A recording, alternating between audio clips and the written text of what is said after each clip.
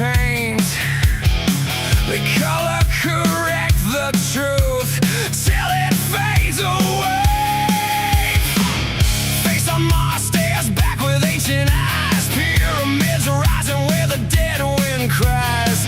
Cylinders gleaming in the rover's glare. Stone circles standing like they don't belong there. Brian Cory Dobbs got the footage on lock. John Ward slicing through the pixels non-stop. Sahara Cosmos, Ricardo Calvario, Jason Huffman, Shaman, 7-Eleven, Alexander Cheskiewicz. We're all in. Must disclose your life, ripping the lies apart tonight. Pyramids on Mars, life in the dirt, ancient cities buried. Feel the hurt. Must disclose your life. Truth is burning through the red sky. We expose the history, the nuked out past, potential for life. It's ours at last.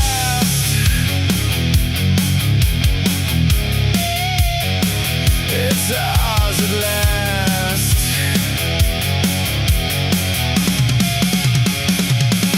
Xenon 1259 still ringing in the air. Somebody glassed the planet, left it bare. Blue planet red, got the proof on film. Independent eyes, we overwhelm. Rovers catch the shadows, artifacts in frame. They call it geology, we call it shame. Must disclose your life, ripping the lies apart tonight. Pyramids on Mars, life in the dirt, ancient cities buried. Feel the hurt. Must disclose your life. Truth is burning through the red sky. We expose the history, the nuked out past, potential for life.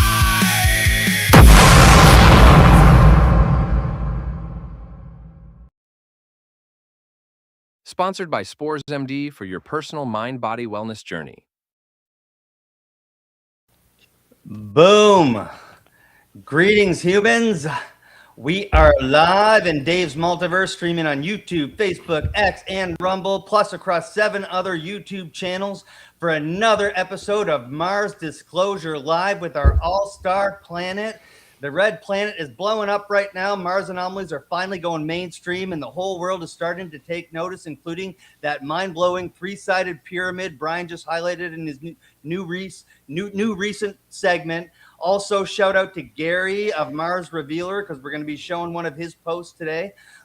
Today, we're diving head first into one of even more jaw-dropping anomalous features uncovered by our incredible independent researchers using raw NASA imagery. Buckle up, space cadets. This is going to be wild, thought-provoking ride you won't want to miss. We've got guests all over the place, starting with Sarah Cosmos. Sarah is engaging, is the engaging co-host of Universe Unveiled podcast. Check it out down below. She brings fresh, intuitive insights into ancient mysteries, cosmic connections, and alternative views of our universe that always inspire deeper thinking. Sarah, welcome to the show tonight. How are you doing? Good. Thank you so much for having me on. I'm glad to be here again and learn with you guys. Some of the most knowledgeable out there on this topic, and I'm ready to dig into it. And sweet song, by the way. Yeah, that really pumped me up. That got me in the mood. I've been jamming to that all week. You can thank Suno Music AI and about 6 hours of my own personal work to make that happen. It actually goes another minute. I just didn't want to make the countdown go too long. We got Jason, Shaman 7-Eleven. He's a passionate independent researcher with unique shamanic perspective on ancient history and hidden truths. You can always find him wandering around in Alabama, barefoot in the wilderness. His compelling insights always make for captivating and thought-provoking discussions. He is the co-host of the Shaman and Philosopher podcast. Jason Huffman, how's it going?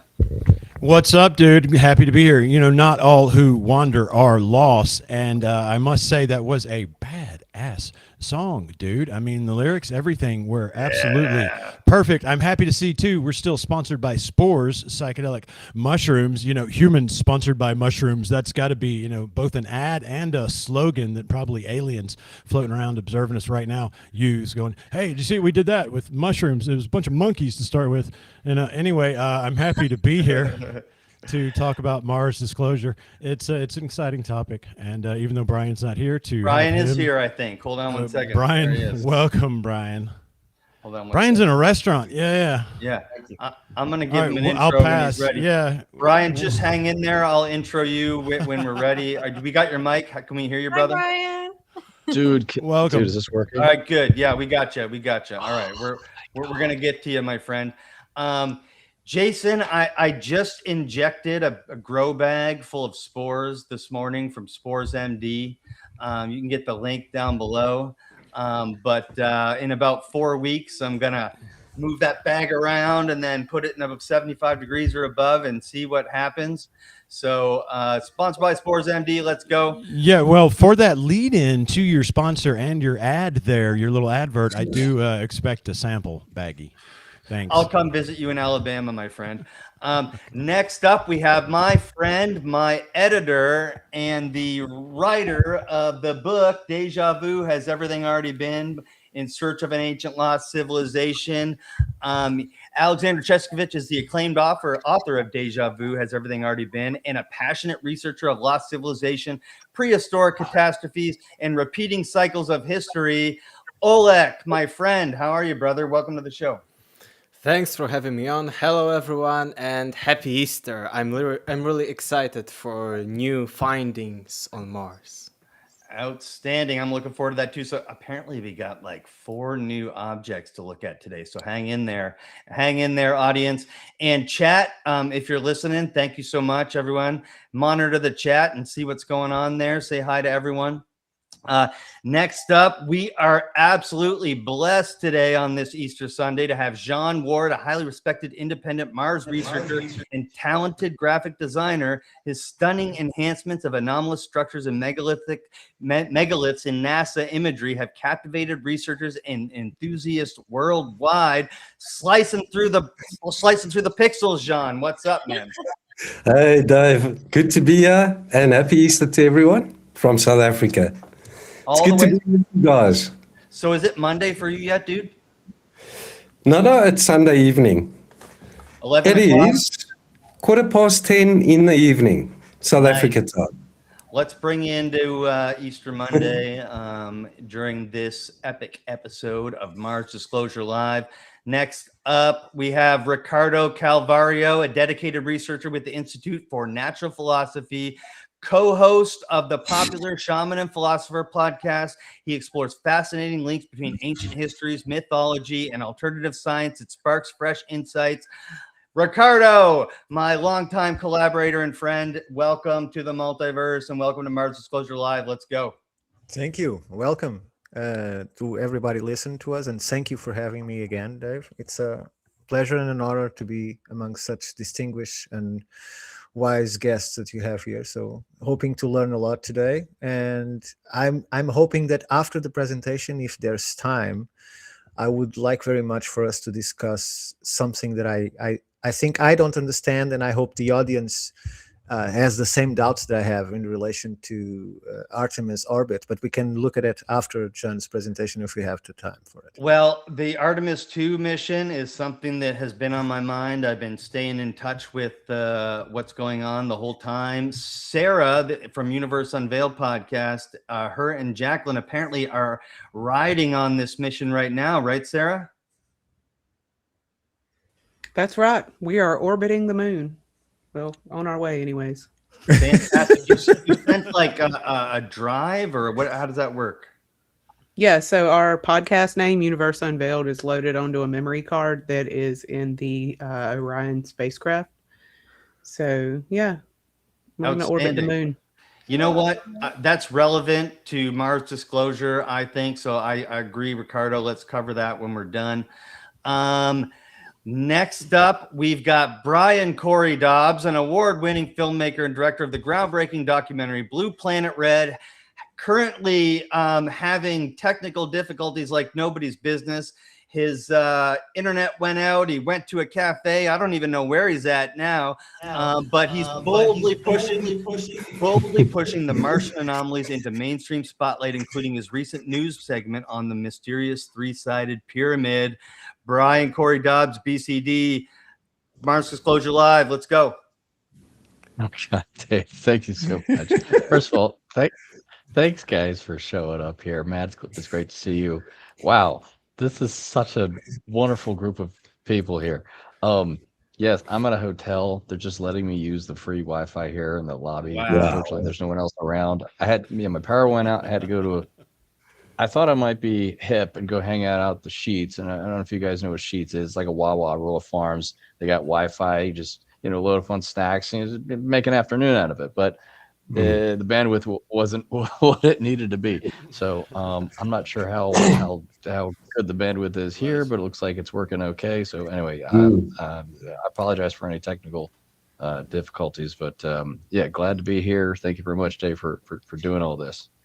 No problem. Thank you, everyone, for being here. Should we promo the hotel that's letting you do that, or what? Yes, we should. It is the Hilton Garden Inn. Wow. Watch out for those men in black. Somebody get the manager a T-shirt quick, okay? Awesome. So, and then lastly, I just wanted to say hi. I'm Dave from Dave's Multiverse. I got my lovely producer, Megan, Miss Indonesia Jones. We host, we're a podcast that brings you the biggest names in history, science, and the disclosure space. You got to check it out. We just featured Scott Walter. Some controversial shit going on there. Check it out. We're thrilled to host Mars Disclosure Live and build a vibrant community dedicated to exploring space anomalies, ancient mysteries, and true disclosure. Megan, Miss Indonesia Jones, welcome to the show. So happy to be here. I'm trying to keep my cosplay game on point. Let's go.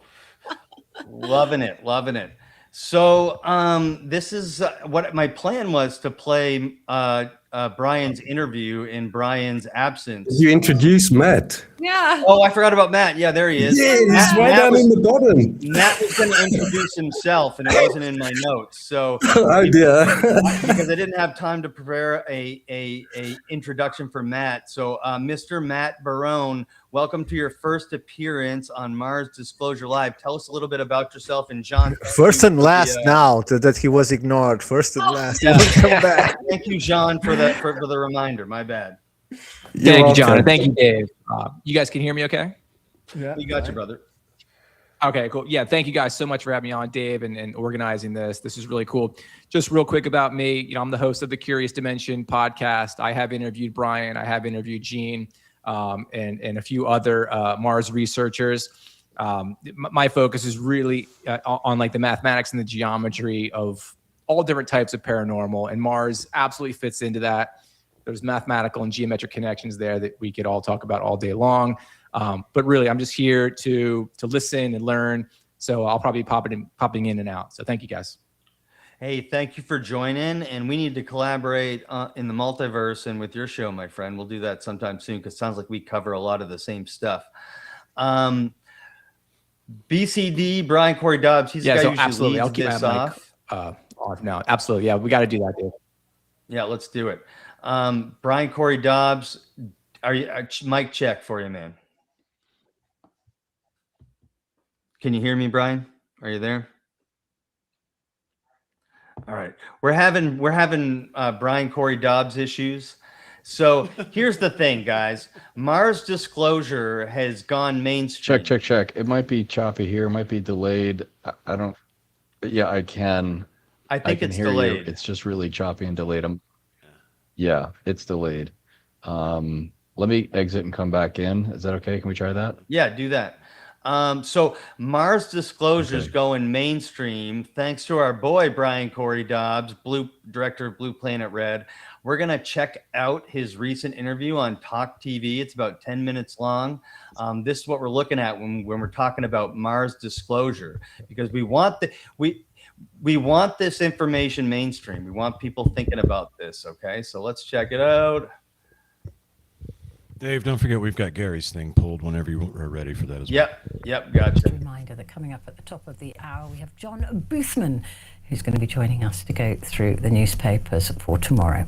But first, I'm really excited about this. A pyramid-like structure, first seen on Mars in 2001, has renewed debate on whether human-like creatures inhabited the planet billions of years ago. The image was originally captured by NASA's Mars Global Surveyor and found by a researcher while he was scanning the data, and suggests it may be, an artificial structure. The NASA photo is generating interest on social media 25 years later, after it was unearthed again in the documentary Blue Planet Red by filmmaker Brian Dobbs, who joins us now. This is great. Brian, I'm so thrilled to meet you. Thank you very much indeed for joining me. I mean, the film, I have not seen the film because we came to this story a bit late, but I am going to try and find it. On the history, evidence for life and catastrophes that contributed to the death of Mars.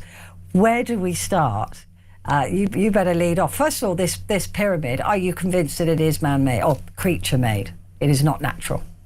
I'm having well, thank you very much. It's a pleasure to be here. This is a wonderful invitation, so thank you. I'd like to parlay this discussion of what went viral this week into the overall, more broader discussion of what I refer to as Mars disclosure. I'm a journalist like yourself, a documentary filmmaker, and after learning what I learned about over these past few years, there seems to have been, in some manner, a suppression of the evidence that NASA has discovered over the past half century, pyramids being one of them. The overall larger story here is there's evidence not just for these structures, but for biology, for fossils, and for artifacts. So when we take a look at a structure that looks, for all intents and purposes, like a pyramid, I am sitting here trying to vet this. Number one, is the image real? Yes, it's real. I've had all these images from NASA. But number two, can I find anything like it in nature that looks anything remotely like it? And that's my challenge to the public. That's my challenge to geologists specifically. And thus far, I'm having a tough time finding anybody who can submit anything that looks like what we are looking at here, which appears to be a three-sided symmetrical pyramid with geometric regularity. Yeah. I mean, there's no denying it. I mean, it looks exactly like a pyramid. And like you said, can that be formed in nature? Look, strange things are formed, especially in an area such as this has been found, where there's a lot of geological movement, right? But like you said, it looks like it was put together. It doesn't look like nature created it. So who did create it? Yeah, well, that is a very good question. What I can tell you is that any one piece of evidence or rather in support of this artificiality hypothesis, that there were these structures that were artificially created by a previous ancient civilization on Mars, as crazy as that sounds, any one of them really isn't enough to move the needle. It's only when you look at the totality of evidence where it starts to paint a much different picture of Mars than the one that we've been led to believe. And I really don't want to point the finger too much at NASA. I think NASA's doing a great job at engineering, at furthering our understanding of the universe. But unfortunately, as it relates to their discoveries, they just haven't been doing a great job in the public relations department and transparency with what they've been finding. So I felt compelled enough to put together a documentary which sort of weaves a different story than most people have heard, which does include these. Look, Carl Sagan has this famous quote. He says, "Extraordinary claims require extraordinary evidence." And then to which I would respond with another quote by Carl Sagan. Intelligent life first reveals itself through the geometric regularity of its constructions. Now, what does he mean? He means if you're in a spaceship looking down on a terrestrial planet, how would you first know there's intelligent life there? You'd first know it by seeing straight lines and geometric patterns, city grids, and even the pyramids themselves. And what we're seeing on Mars does not fit a geological explanation. It doesn't fit what a volcano is supposed to look like. It doesn't fit what a mountain or a hill or a mesa or a butte or whatever NASA wants to call it. It looks like, and you don't need a geology or an engineering degree to see these things. I mean, you saw it yourself. So this three-sided pyramid structure is one of dozens, Petri, dozens, that NASA has photographed over the past 50 years that they just don't want to talk about it. They're not in the disclosure business. So, which is why I am trying to come in here and cover what is a thriving Mars community. And I have a clip here of two of the people who are actually doing the research and things that they've uncovered. We even have a different example of another pyramid that I'd love for you to take a quick look at. I mean, it is. Do we have the other pyramid for me to have a look at? 'Cause I'd love, yeah, we have a 60-second clip that we could play. Oh, a 60-second clip of it. Yeah, we've got it now. I think they're going to play it now, Brian. So yeah, I'll compare this to the pyramid in Teotihuacan with that ramp coming off the side. The symmetry and geometry of this pyramid, which incidentally so far, in my opinion, is the best evidence of a pyramid found on Mars. So I sent Robert an email, and within a day or two, he got back to me and said, send me the paper, I'll take a look at it, just like that. That's I don't even know the guy. All right. So we send him the paper. About a week goes by, he resends the paper with his geological analysis already added to the paper. And he puts his name on the paper, not at the front, but at the end. Wow. I'm like, oh my God, we got Robert Schock co-authoring a paper with us. So let's take a closer look at this square. There's not just one.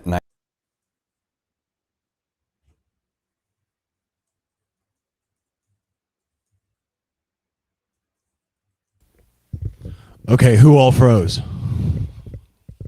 Well, I don't know. So it would seem that we lost Dave and we've lost Brian Cory. Can you guys hear me? There's Brian. There's Brian. Okay, guys, let me, while my internet's good, it's going in and out, it's real choppy. Can you guys hear me okay?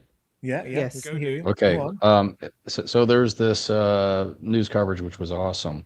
The one thing I want to say and related to this is that over 24 news sites picked up this three-sided pyramid thing, including Talk TV.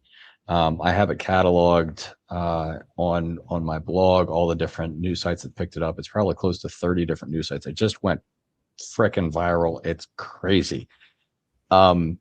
Which to me indicates the compelling nature of what it is we're all here discussing today, that what we're seeing on Mars does resonate not just with the Mars folks, but it does resonate with the public. And of course they reach out for comment from, this guy, Pascal Lee, who's affiliated with NASA and SETI, and he says, oh, there's nothing to see here, but that's of course what they want, what they always want to say. But I think the take home here is that there are a lot of people out there in the public who do see these structures as being something that A, they've never seen before, and B, something worthy of further investigation. Before my internet goes out, I want to sort of just go around the room and get everyone's reaction to this and maybe offer some commentary as to what you guys take away from all of the news attention. I thought it was great. We were in the chat together, and he would be like, another one, and just the whole chat was just different news outlets picking up about the cylinder on Mars and the pyramid on Mars, and everyone was talking about it. And it seemed like each time it was a bigger news network. Like, and then you see like Daily Mail and stuff, New York Post picking it up, and you're like, damn, like it really just caught. And I think that that's amazing. Yeah, Brian, what was striking to me was her reaction. She was actually excited about the topic, and she'd like you back on the show. That to me is a big positive. It's an open door, open invitation. I'm back. Sorry, I don't know what happened. But Welcome I'm back, Dave. So did we get like about 7/10 of the way through that interview anyway? Yes. Yeah. Okay, cool. We're just going around and getting everyone's reactions to the news coverage. Perfect. Thank you.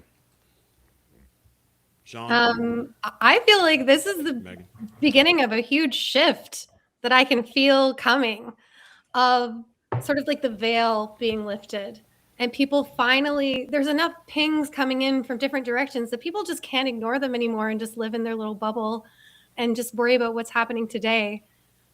The curiosity is building, and this is just such an exciting development, I feel like. Well, I think this has been so important that NASA decided to try and go back to the moon just to distract people from what is going on in here. So it just launched a term as to change the attentions from Mars back into the moon. But I think Elon decided he wasn't going to Mars right about the time we started this business now. I mean, going to Mars can be complicated, especially because of the things that we are finding and the fact that it might still have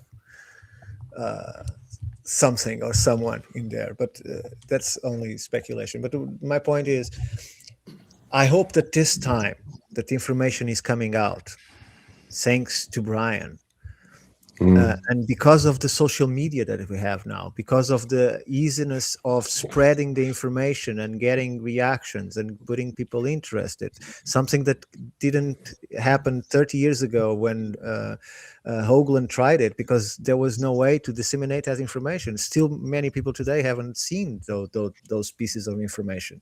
And so today is a time where this can actually spread and reach the people. If it's actually going to fruition, it's something we still have to see, but at least it's moving and it's getting attention of people, and it's getting to interest to people look into from their own eyes. So let's see what that leads us to. Yeah, thank you, Ricardo. And let me just add one more thing here, and then we'll continue around the room here. Pascal Lee is, again, affiliated with NASA and SETI, and News Nation had him on. They asked him what he thought. He's a geologist. And, he says, it's not a perfect looking pyramid, therefore it's not a pyramid, totally discounting the effects of millions of years of erosion or sediment deposition and things like that, that it's a little rounded here or there and that it's degraded, therefore it is not a pyramid, and the first obvious question I have is, well, Pascal, aren't you aware of like weathering and how structures can erode and degrade over time? So it's just sort of an absurd argument to me, and there was absolutely no pushback on News Nation. I just don't know what makes him qualified to give that answer, but that's just me. I really wanted Matt to join us today because he's been him and I have been taking a look at John's work and others as well, and this is just one example. This three-sided thing here, obviously it went viral relatively speaking, but maybe the three-sided pyramid isn't the best example, but it certainly gathered a lot of attention. And so is it, I guess the question that I have for everybody is, how,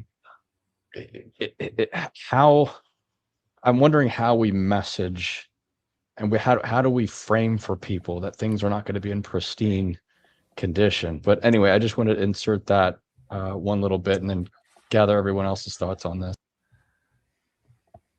Alexander, have we heard from you? Yes, I can go next. I think we see a huge shift in how media shows it and how it approaches such topics. Because before, I think it was all okay. Here are some conspiracy theory stuff, and right now we've heard this presenter being very excited about this discovery, wanting you again, as John said, but also people and plenty of different other news outlets saying that, oh, this is huge discovery. And I think people are very, very open, like general public, but we see shift from the media from being very strict, very into one ideology, to be more open, which is, I think, a very good thing.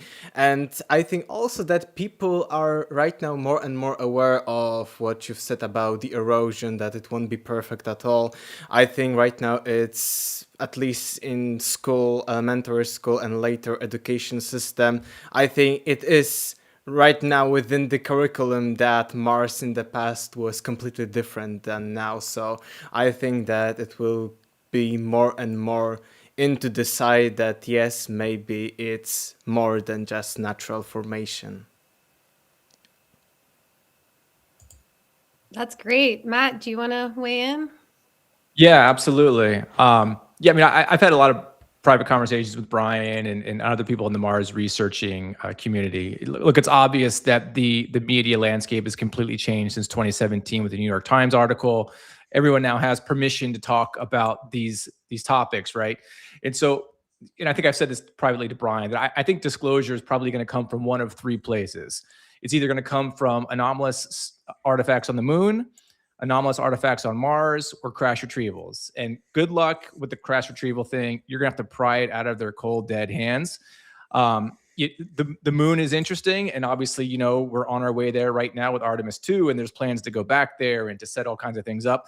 To me, Mars is probably more of your better bet, because nobody's really, unfortunately, right now, I feel like everyone's just starting to pay attention to these anomalous structures. Everyone in this room has known about these things for decades, right? And so I feel like Mars is going to be like this dark horse in this whole disclosure conversation that's going to come up from behind, and people are going to realize that they've had evidence of microbial life, and then they're going to start to look at more complex things like the structures. So yeah, I think we're right on the precipice of something bigger happening. That's my 2 cents. Well said. I agree, Matt. Well said. Shaman, you have any thoughts up there? Who, me? Yeah, sure. Somebody's got a motorcycle. Who's that? Yeah. Is that John? Is that you? The window's open. It's midsummer here, so it's quite warm. Yeah, I can't wait for that actual disclosure to happen. You know, when someone really important goes on TV and says, listen, this is going on. Or even if we get invited to Congress to go and testify there, I think that'll be a major step. And then someone like, who was that guy that did the disclosure documentary now recently, Brian? Well, it was Farrar? Dave Farrar, yeah. Yeah. If we can get the attention of someone like that, or Steven Spielberg, or Bruckheimer. I see Bruckheimer is also working on a disclosure film now. Steven Spielberg's releasing his in July or June. Things are really picking up. We just need the ear of someone important. I don't. Do we need someone's ear? You know, that's a good lead in. I'm sorry, Megan. Did you ask? Yeah, I know. For my thoughts. Yeah. So, but somebody's ear. You know, look, guys, we've assembled a crew. You know, and there is a energy to it, right? I mean, my introduction way back when was sort of interviewing you, Brian, right? And then you, John. And I think of the energy of it from then till now. I'm a big believer in timing, especially. My quick note before closing the window on disclosure is you forget there's a possibility that disclosure could come from those that are hidden themselves. You know, that is a card no one ever expects to be played. We talk so seriously about these things, but we never factor in perhaps they have a timeline that involves disclosure as well. Just a note. Now on to quickly what I think of all this press. I think it's the energy of it. I saw all of this hit, Brian. You know, you started nailing us in the chat, showing us all this mainstream attention after sort of episode 2, after this unit here was sort of of cohesive and moving. And after you guys and your years of laying groundwork has been cohesive and moving. So I see a timing in that. I also, when I look at the macro and I see what's going on in the world with all of its revelations and any myriad of facets, I see that same energy, a craving people have for truth and an appetite for it. And I think it really, it all boils down to, you've got this camp that believes, or at least protrudes, this myth of ontological shock that they've always used to say we can't disclose because of ontological shock. And I think humanity is really showing a resilience to that, and that is indeed a myth, you know. But as it comes to Mars in particular, I'm just proud to see the coverage, because I believe once people give it a second, because that's what I did, I gave it a moment, and I looked at the overwhelming amount of anomalies. You know, it's not one headline, it's not one New York Post picture, right? It's the amount of these things that researchers like John and Gary and many others that I'm sure Brian can name that have done, that are bringing this to our light. So I'm proud for you guys, and I'm happy to be here witnessing it. Thanks. Yeah, and then Avilog recently commented on that cylinder. John, and he suggested. Hang on, John. Hang on one sec. We'll come back to the cylinder. I want to just wrap. Sure, yeah. That's a whole different conversation we got to have. I want to wrap up this tetrahedron thing here. Okay. I think there was a commenter who said tetrahedron. We should call this that, and that's in fact what the Mars community has been calling it for a while.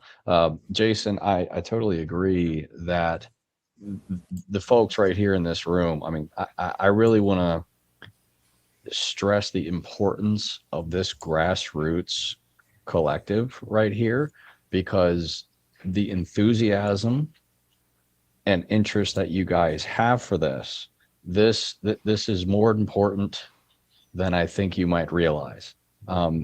What we're all here gathered to talk about is this deeply unsettling idea that this entire other planet right next door did have what appears to be an ancient civilization. And just this one example, an odd structure that has geometric regularity to it. You know, we don't really, I don't think we have three-sided pyramids on Earth. You know, there have been people who have emailed me peaks of mountaintops, and I'm like, this doesn't count. Okay, that's obviously part of a mountain, and it's a part of the mountaintop. Sure, it might be three-sided, but it's not symmetrical, and it's part of a larger mountain range. So it's like, it's not even the same thing. The thing that makes this so odd is that it's not connected to anything. And I think that is what I think there's a large portion of the population that see that. They can see, hey, you know what, that just looks odd. And what I want to try to do is keep this momentum going with regard to Mars disclosure, because if it, I did just a quick count, it's like anywhere between 25 and 30 different news sites picked this up from all over the world. News sites you heard of, news sites you haven't heard of. And that just indicates to me that there is this interest in this possibility that it looks exactly, you know, what you think it is. It is exactly what it looks like it is, what it appears to be. Right.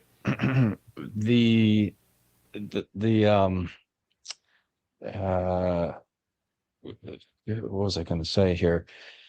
The challenge that we have, here's what it is. The challenge that we have is in stressing to the public, whenever it gets this much attention, that this isn't just the tabloid news story of the week, which is why I immediately wanted to frame the discussion with Petri on Talk TV as like, look, it's exciting that this went viral this week and that she's having me on to talk about this thing, but there is a bigger story here, which is what got me so interested in this. You know, Jason, I'm not doing the research, but, you know, I'm relying on people like John Ward, Gary, and others who have been doing the research, George Haas, so many others, Rami Bar-Alan, who have been doing the research, just needed a little extra help getting this data out to the public in a non-sensationalized way. That's why I started covering this. So, I mean, to me, I think I fall more on the journalistic side of things, but I realize that what this really needs is just more visibility, because it proved to me that, I mean, just the reason why you guys are all here today is because you think there could be something to it. I don't know how far along everybody is on their journey here, but there are obvious anomalies on the planet. And so it is really trying to turn this conversation into the greater story of it's not just about this one structure. This is just one example of others. And I think John Ward has found, one of the best, if not the best example of that, which was, his pyramid we showed a couple weeks ago or 2 months ago or whatever it was. But I do want to credit you guys for showing up and talking about this stuff, because I really do believe in this material, and I am putting my money on it being well received by the public. But just the fact that we can get this core group of people together, Ricardo, I know that you've sort of felt this way for a while now. You've been looking into all sorts of things, which is really inspiring, and I'm glad we connected so early on. But it is through this collective interest that I really do think that we've got a chance at really changing public perception. So I'm in agreement with you, Jason, that I think that this grassroots group right here that we have can go a long way. And I want to stop it there and come back. I want to pick up right where I left off when we get to the cylinder, because there's a little bit more to say about this. So did we lose Matt and Dave? Are they still I'm here. around? Matt said he'd be back. Not sure Can what you guys hear happened. me? Yeah, we can hear you, Dave. I think Got we you, dude. didn't get to hear what you thought about the news footage, Dave. Yeah, well, I mean, this is all so cool for me. First of all, it's good to hear from Alexander, young guy going through school, that Mars is being talked about differently, because I think that's really important. Grassroots like this are important, but so is the perceptual change in the educational institutions. Olek is in Poland. I wonder what it looks like here in the United States, how they talk about Mars, but that's just me.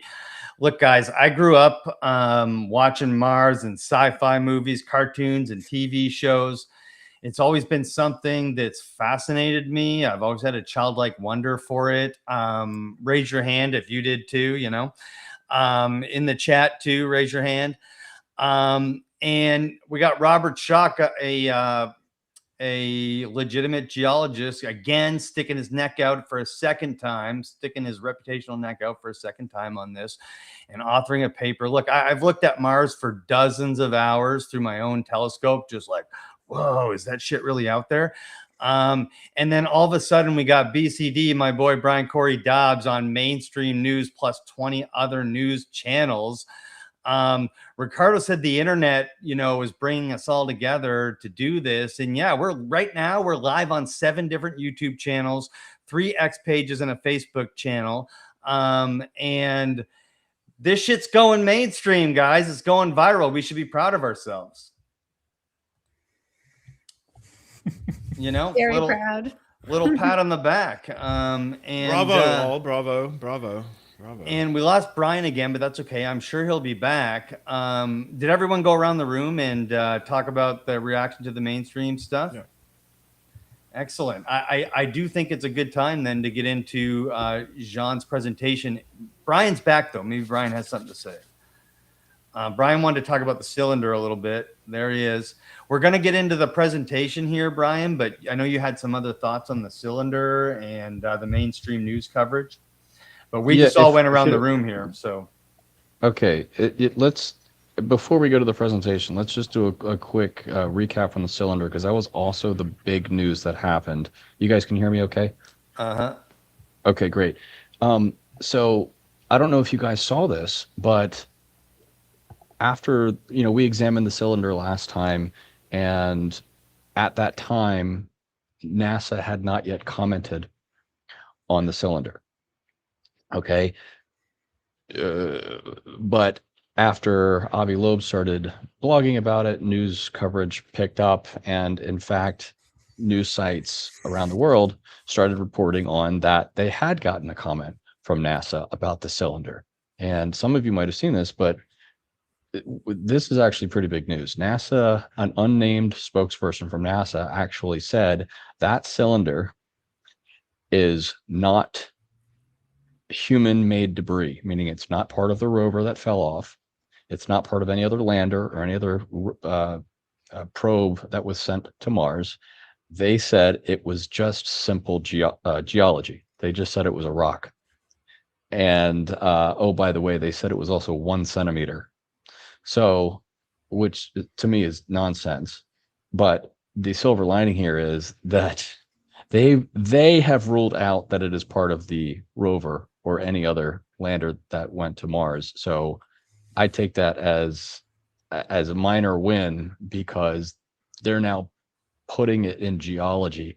And so Avi Loeb actually was reached out for comment on this, and he says basically Avi Loeb doesn't buy that either, which is good. He says, I challenge NASA, because NASA said they see these things all the time. And Avi Loeb said, I challenge NASA to produce any other photo with something like this, that they've found in their rover images.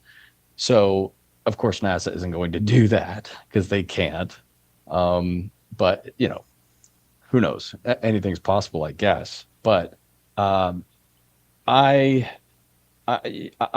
take the win here that Avi Loeb is sort of taking our side, so to speak, in that this is an anomaly and that NASA's explanation just doesn't hold water. He's challenging that publicly, which is good. I really wish Avi would do a little bit better job at crediting the Mars community, the people actually involved. I mean, this was found by Rami Bar-Ilan in Israel years ago. And, he gets a casual mention of amateur astronomer. And I'm like, yeah, Avi, we got to do a little bit better than that, because now Avi's getting all this attention, but it is really the hard work of the Mars community who's actually doing, digging this stuff up.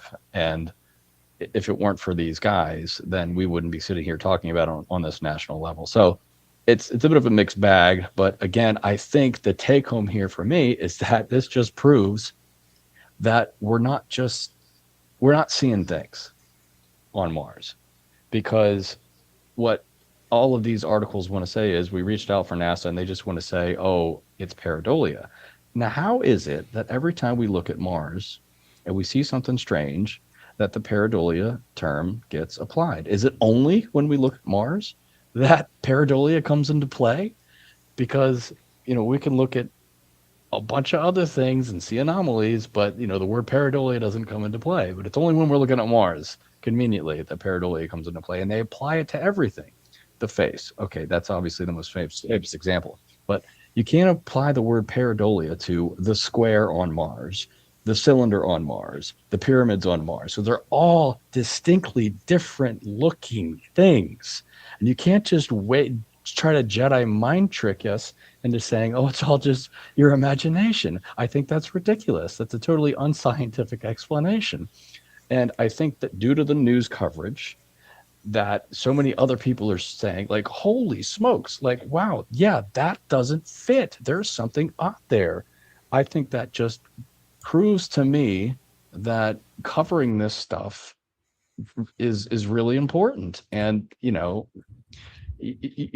I know John has been working on this for quite a while. And when him and I got connected, I said, John, you got to keep doing what you're doing, because you're getting some really, John is one of a handful of researchers and, doing a great job doing this stuff. So I think that we got through our collective efforts, we got NASA to comment on this thing. And they're, in my opinion, they said it was 1 centimeter. That's the size of my pinky.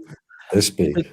Like, do you guys buy that? I just want to get general reaction around the room here. Like, that's what NASA says. They says it's geology and it's 1 centimeter big.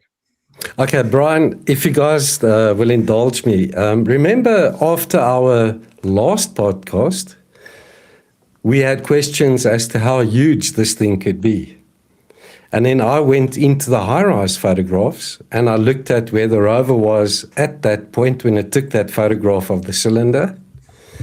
And then based on the high resolution photograph, I determined that the object is too small to show up.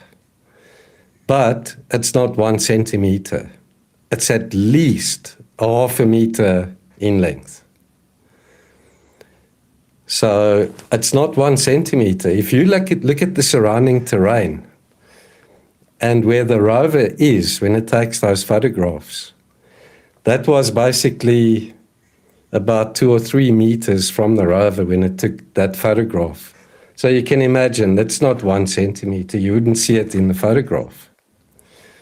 It would barely show up. Yeah. And John and I actually were contacted by somebody on Twitter who actually stitched together a series of images that the rover took that day. Yes. Showing a really wide panoramic shot. I don't have it with me because I'm at the hotel. Otherwise, I would have presented it here today. But it just shows you the panoramic side of this hill with the cylinder there. And it just doesn't, it's too much of a stretch to think that it's just once. That's just me. But it's not 1 centimeter. No, they're taking a chance. They're trying to fool the people. And we know that based on the testimony of that girl that worked at NASA. What was her name again, Brian? I can't remember. My memory is failing. Remember, she worked in that building where they were processing the photographs, the films. Yes. And she noticed that there was some weird image manipulation that was being done there. And she actually testified to that. I think you Ricardo has you thoughts can't on trust. We can't trust these guys. I mean, all they talk about is rocks and geology anyway. I'm watching. It's an intelligence agency. Why do we expect honesty from an intelligence agency? Look at the Brookings. Sorry, go ahead, Dave. And Deloitte. I'm just saying, I'm watching Ricardo's face and I'm seeing his mind thinking, and I know he has comments on this. Well, my comment is not related exactly with what Brian said, but it's supportive of it. We just found out. Let me step back a little bit.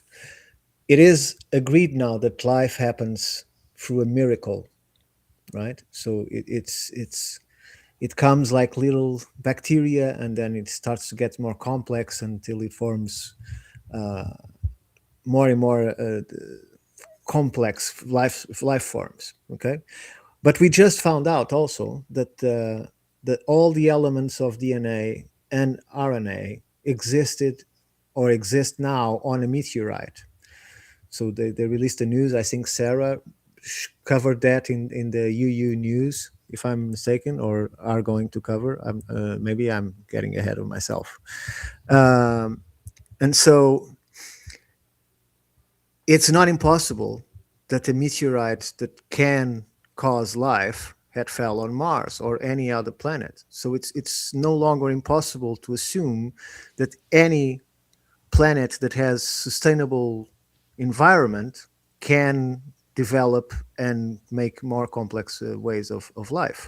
We also know that the space station has to be constantly, so they have to come every other week outside of the space station to clean the windows because they get foggy from a biological life form. Yes, that live out in space. That live in space. Yes, there's spores and things all over in space. So panspermia is more than proven at this point, right? So we are falling again into a certain form of creationism that is almost outside of science because it requires that miracle. It's like Terence McKenna used to say, give us a miracle and we explain the rest. That's how science explains everything. They need a miracle at the beginning. And with life is the same thing. And now we know that that miracle is real.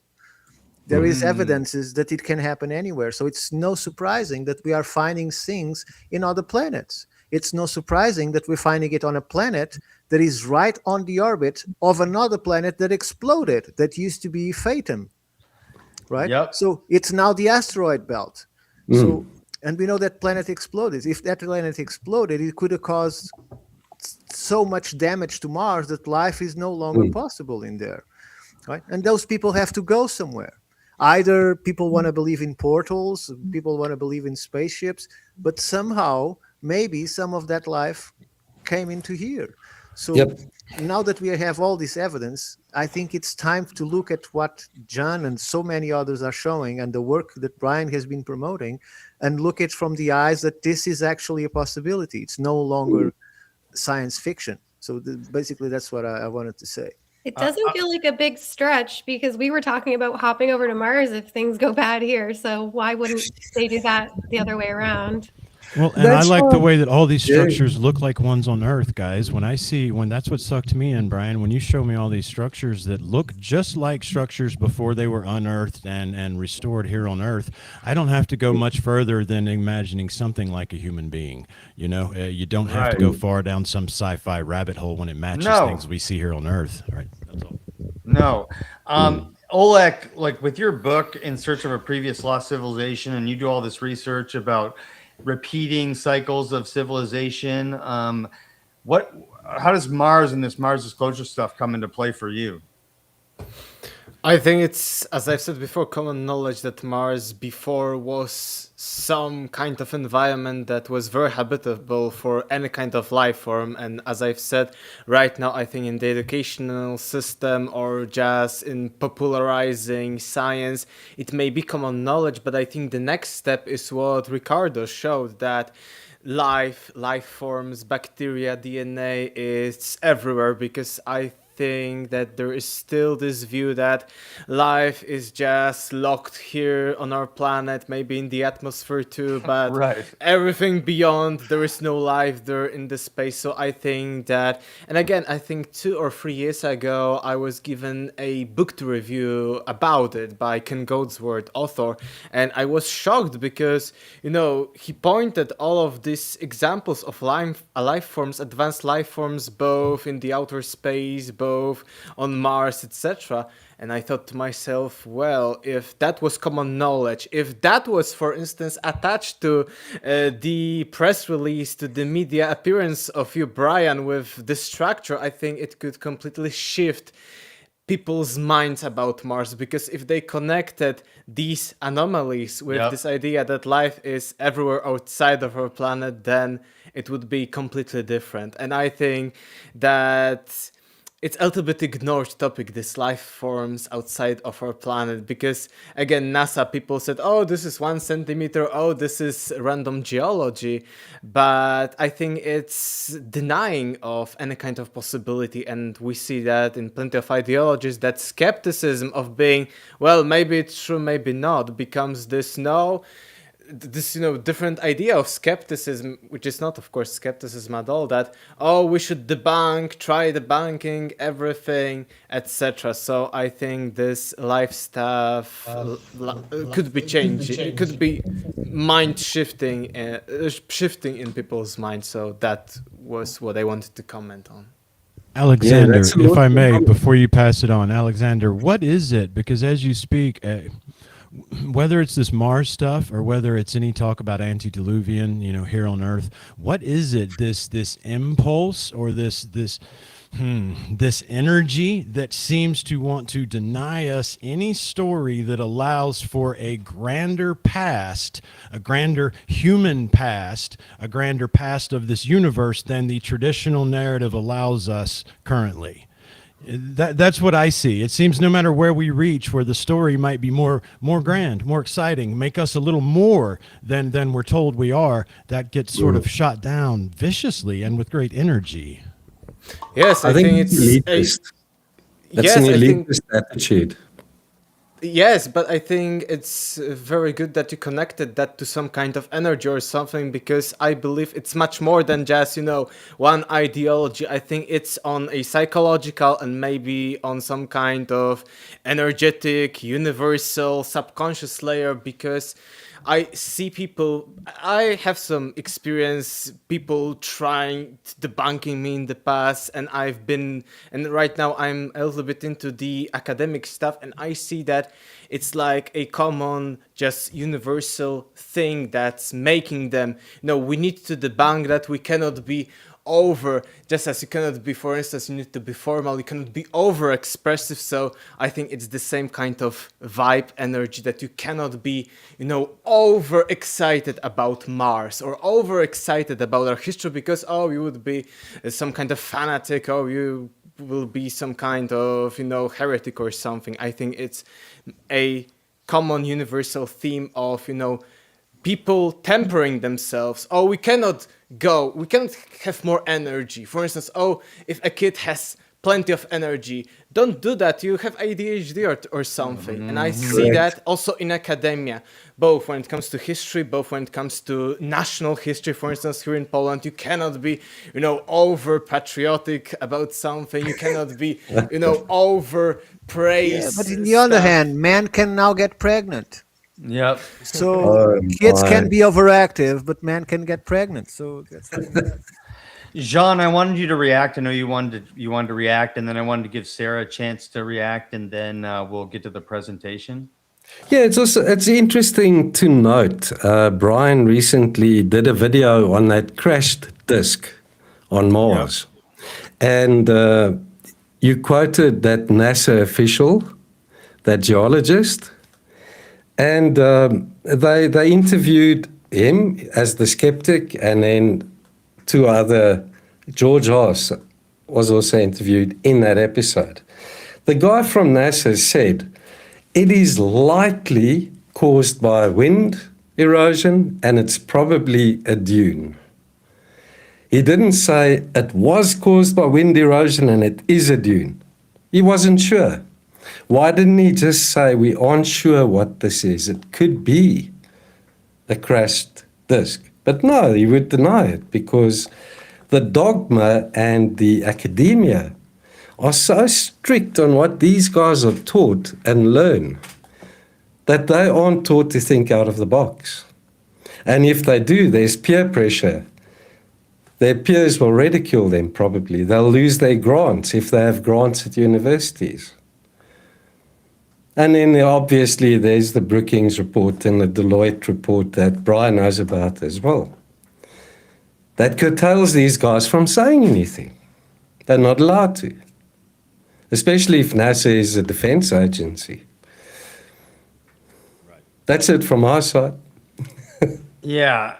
And Sarah, from somebody who's, as I'm getting to know you, I know you've experienced sort of extra perceptional things in your life. And your podcast, Universe Unveiled, talks about, a lot of things like that are, outside of the realm of measurables, let's say, by science. And I wanted to have your reaction on, the potential for life on Mars and the fact that, it's being suppressed like we're talking about. How woo-woo are you comfortable with me getting on this? Go woo, Sarah. Woo away. Run for your lives. I dreamed about it. I mean, I dreamed about it straight. I mean, it was straight out of Mission to Mars, the plot of Mission to Mars. Love that movie, by the way. Gary Sinise. That's my favorite Mars movie. And, I mean, it was unmistakable. And I was like, yeah, I know. I woke up from that dream and I was like, I know, right?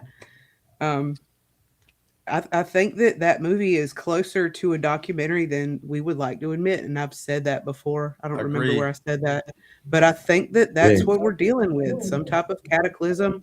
We all bugged out to Earth and we just keep sliding down the bench, That's what I'm thinking. But as far as the size of the cylinder, I do have a potential solution for that.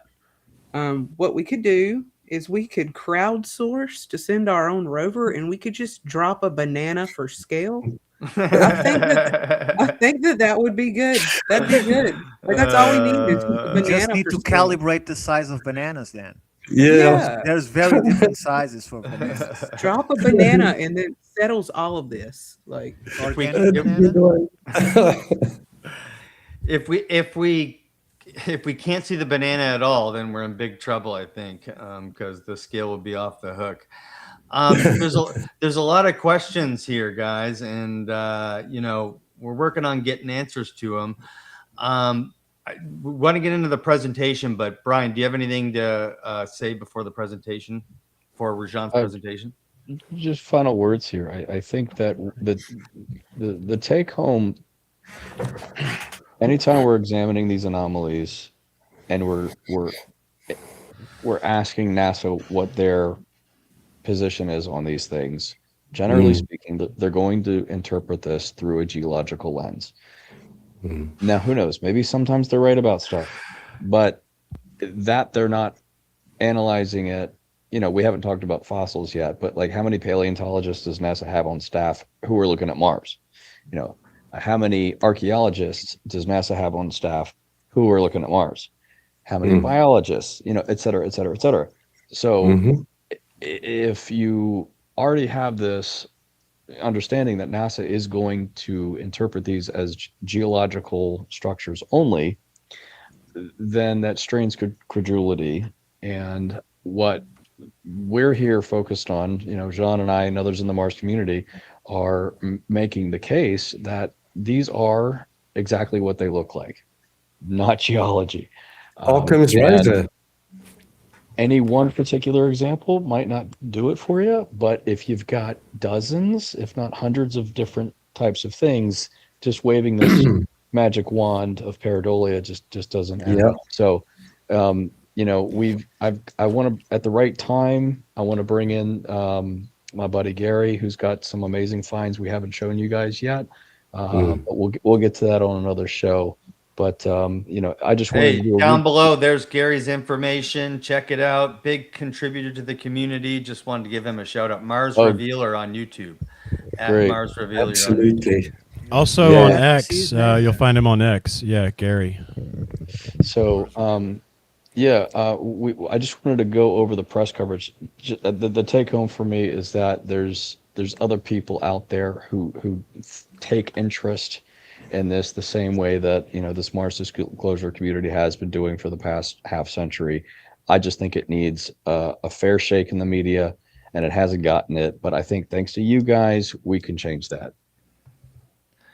Very cool. It's so exciting, guys. Like we're talking about, like Sarah's talking about the movie Mission to Mars, which to me is like one of my favorite movies too. So thank you, Sarah. But you know, we're going from quote sci-fi to, you know, reality, and we're expanding the possibility that this, you know, could be, this could be beyond our wildest dreams. You know, this could have happened 100 times. We don't know. The universe and solar system are old and big, and who knows, man. And so that expansion is like my favorite part about this. Brings out the childlike wonder in me. But should we take a look at some anomalies, Jean? I think if you guys are ready, Brian, shall I go for it?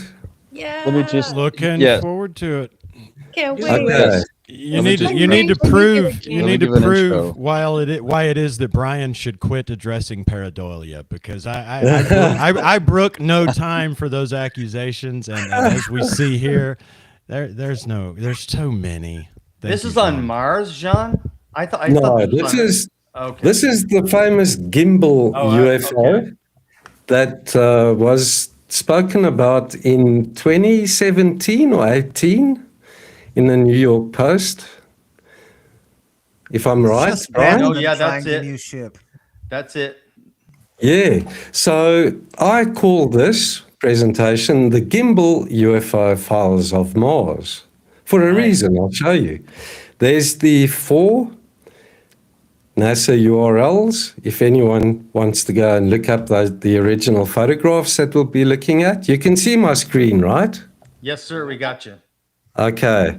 So we were looking at 4 UAP or UFOs that were photographed by the rover Curiosity as it's making its way up to Mount Sharp.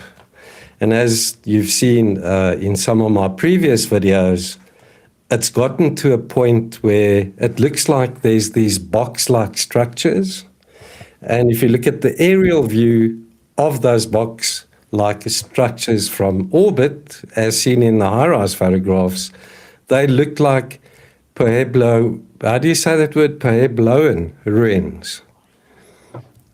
How do you say that word, Jason? Puebloan? Pueblo?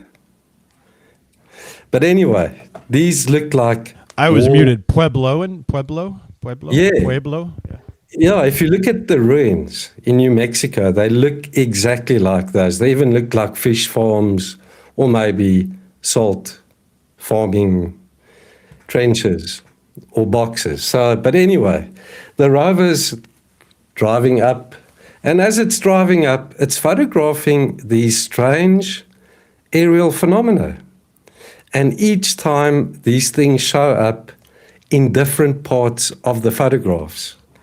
So if someone says, yeah, but this is dust on the lens or it's a dead pixel, why does it show up in various of the cameras as well as in different positions in the photographs? Yeah, we're looking at the original photograph, and I'll zoom in on that object.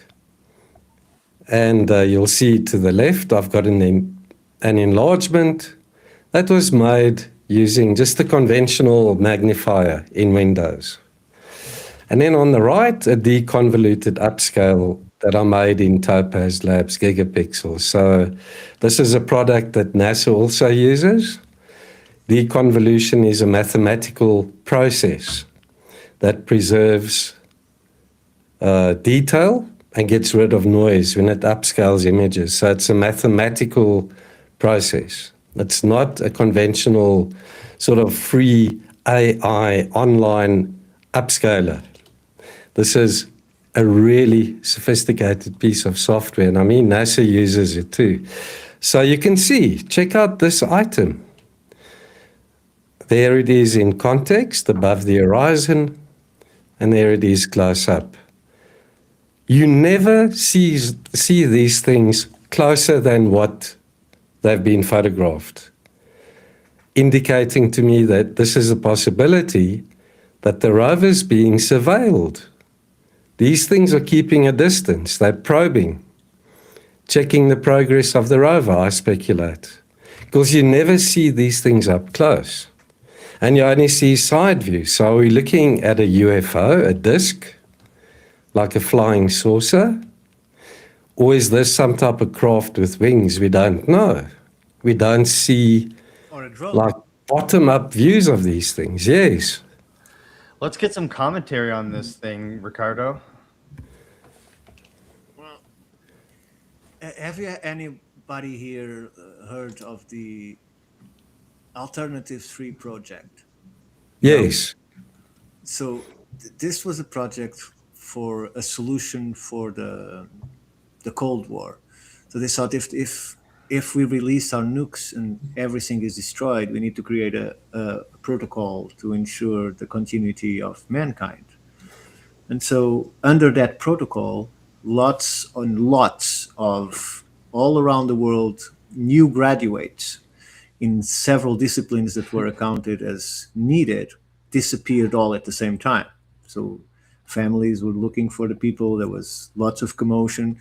And because the world was not connected as today, people didn't get that sensation that it was happening everywhere. And some of the brightest of the students just graduated have gone missing. So this project, at least in paper, said that they were going to transport all these people into underground bases on Mars. So if they are still there, I think it would be obvious to have monitoring systems, be just because of the weather. I don't say that it's because of the rover, but they might now be using it to monitor the rovers, right? Somehow. So I think it's not that far-fetched to speculate as far as I did. It's all a possibility because we just don't know, and we don't know what we don't know. And, yes. And therefore it makes it very hard to make any assumptions. But obviously there is something flying there that I consider to be a drone of some kind. I don't think it's a big ship. I consider it to be a drone of some, because in Mars atmosphere, any electrical gadget that in here is just a toy a child toy in Mars would be a very effective flying machine. So Oh, maybe not, because the air is less dense, so it needs more power. Maybe I'm getting the things. Well, it could even have anti-gravity Sure. technological properties. You never know. We don't know what we don't know. That's what Ricardo said, The right? reason, the reason why I mentioned the ruins close to where the rover is because these UAPs and UFOs show up in South America, all over the place, because of all the old ancient ruins and things there. That's what I speculate. This is why we don't see these things in the Perseverance rover photographs. Because the Perseverance rover isn't close to an potential important archaeological site. If you guys know what I mean. Because the Perseverance rover isn't being surveilled like the Curiosity rover is. Yeah, if you send the rover to the middle of the Sahara, there wouldn't be great need to survey it. But if you send it closer to New York, then maybe you should keep an eye on it. Yeah, it could be close to something important. You never know. But is this extraterrestrial, or is it maybe something that we put there? It's a mission that's secret. Oh, of course. From another rover, it could have a drone on itself. So there could be a program like Trump. That article that I showed you guys, that ex-Israeli defense minister or intelligence minister in the space agency when he worked in the military in Israel. He said Trump knows about it. There's these underground bases at Mars, and we've been working with aliens there for years. Remember maybe that we are the aliens. So maybe these probes, it's a part of that program. Who knows? And then the other. What does Oleg think about these This is a weird picture. Yeah, I had the first impression, just like Ricardo, that some kind of drone, small UFO, something that hovers around and looks at the rover. But I think what is also interesting is that even without the topaz upscaling, it looked like something artificial. Even, with just casual enlargement, you can see all of, the details. So I think it's a huge anomaly, and I think that, or maybe, let's for a moment be skeptical a bit. Maybe it's not not man-made, but intelligence-made thing. But it can show us that something is floating in the Mars atmosphere. Maybe something natural. Maybe, I don't know, some debris or some kind of creature. Maybe some life. Up. Yeah. Jason, have you seen this before? Like, what are we looking at here? No, I haven't. And I guess to be totally fair, in the non-upscaled version, I mean, it could be, possibly like a fly on the camera lens, which in any case presents some issues for the narrative we've been handed. But yeah, my mind, either way, we got problems here. But my mind does go to something like a drone, which, as you said, can be easily explained by a space mission we know nothing about. I mean, we're already there on the ground. What a drone's no big deal, guys. Yeah. Again, I try to go for the simplest explanation. I see what I see, and then I go, well, what's the easiest way that's real? And the way that it's real is pretty easy. The same way there's a robot on the ground with treads that, gets its solar panels cleaned every damn day. It's not very shocking or surprising that there's a drone in the air. Yes. Brian did an interesting segment in one of his videos where he looked at dust on a camera lens, and also he looked into cosmic ray bursts and what they'll do to a camera's CCD. Well, that's what I was thinking when I was looking at this. Are we looking at a weird dust thing, or what's going on? A dust particle on a camera lens, you won't really see it. It will be blurred because it's too close. If you know what I mean. If you've got dust on your camera... It all depends also on the lens. It's probably a different kind of lens used on the rover, but yes, if it's on the lens, it would be blurred because the focus is on the further away object, but it all depends also, maybe some crazy lens on the rover to show us everything. Brian? Yes, let me just add a few technical bits of context here. Regarding dust on the lens, yes, Jean referenced a video where I'm talking about something that appears to have been photographed over multiple frames. One of these funny flying things in the sky that goes from here to here to here. And I address whether, it or not it's a dead pixel or dust or cosmic ray burst. And I essentially ruled all of them out. Related to dust. And in fact, I demonstrated because I filmed my on-camera segment with a lens full of dust. I even took a photograph of it, and it's just covered in dust because I didn't brush it off, and I even showed the picture of it. And what Oleg just mentioned is right. If your focus is way out there, the camera's not going to see any of that. And you watch that video, you can't even see that it's covered in dust. So the dust thing doesn't really hold up for me. And if you want to know more about why cosmic ray bursts don't fit that either, you can go take a look. You sort of have to see what that looks like, but it's a thin streak of light. It's like a pixel or two wide. It's just a streak, and it it's looks bright. like this. It's a very bright shape here in color yes artifact. Just a question, Right. if I may. Do we know if the lens on this rover is inside the box and has another glass, or the lens is exposed to the elements? Because if it is another glass, we can put a smudge on the exterior glass, and it will give the wrong sensation of perception in relation to perspective. Sorry, in perspective. But if the lens is raw, or the glass is very close to the lenses, then this could not be possible, because in here we are clearly see some perspective. So Yes. So I don't know how it is the lens, but I'm just. Good question. Not really sure. I think that the focal point still remains, though. I mean, if it's way out there, whether or not it's directly on the lens or if it's something, an inch away from the lens, it's still, at best, all it's going to do is present a little tiny blur. You have to have like a really big piece of material. It's like almost the size, like half the size of your pinky nail on the lens for it to actually see anything. It has to be big. The other thing I wanted to mention as we go through these photographs here is just to clarify, we're always going to have to communicate on this because we get a lot of skeptical people talking about the upscaling process here, and they think it's just AI nonsense. We're introducing this word deconvolution, which is actually the more technical term here. Deconvolution is a process that was invented in the 70s. Okay. That's a very long time ago. It happened way before AI.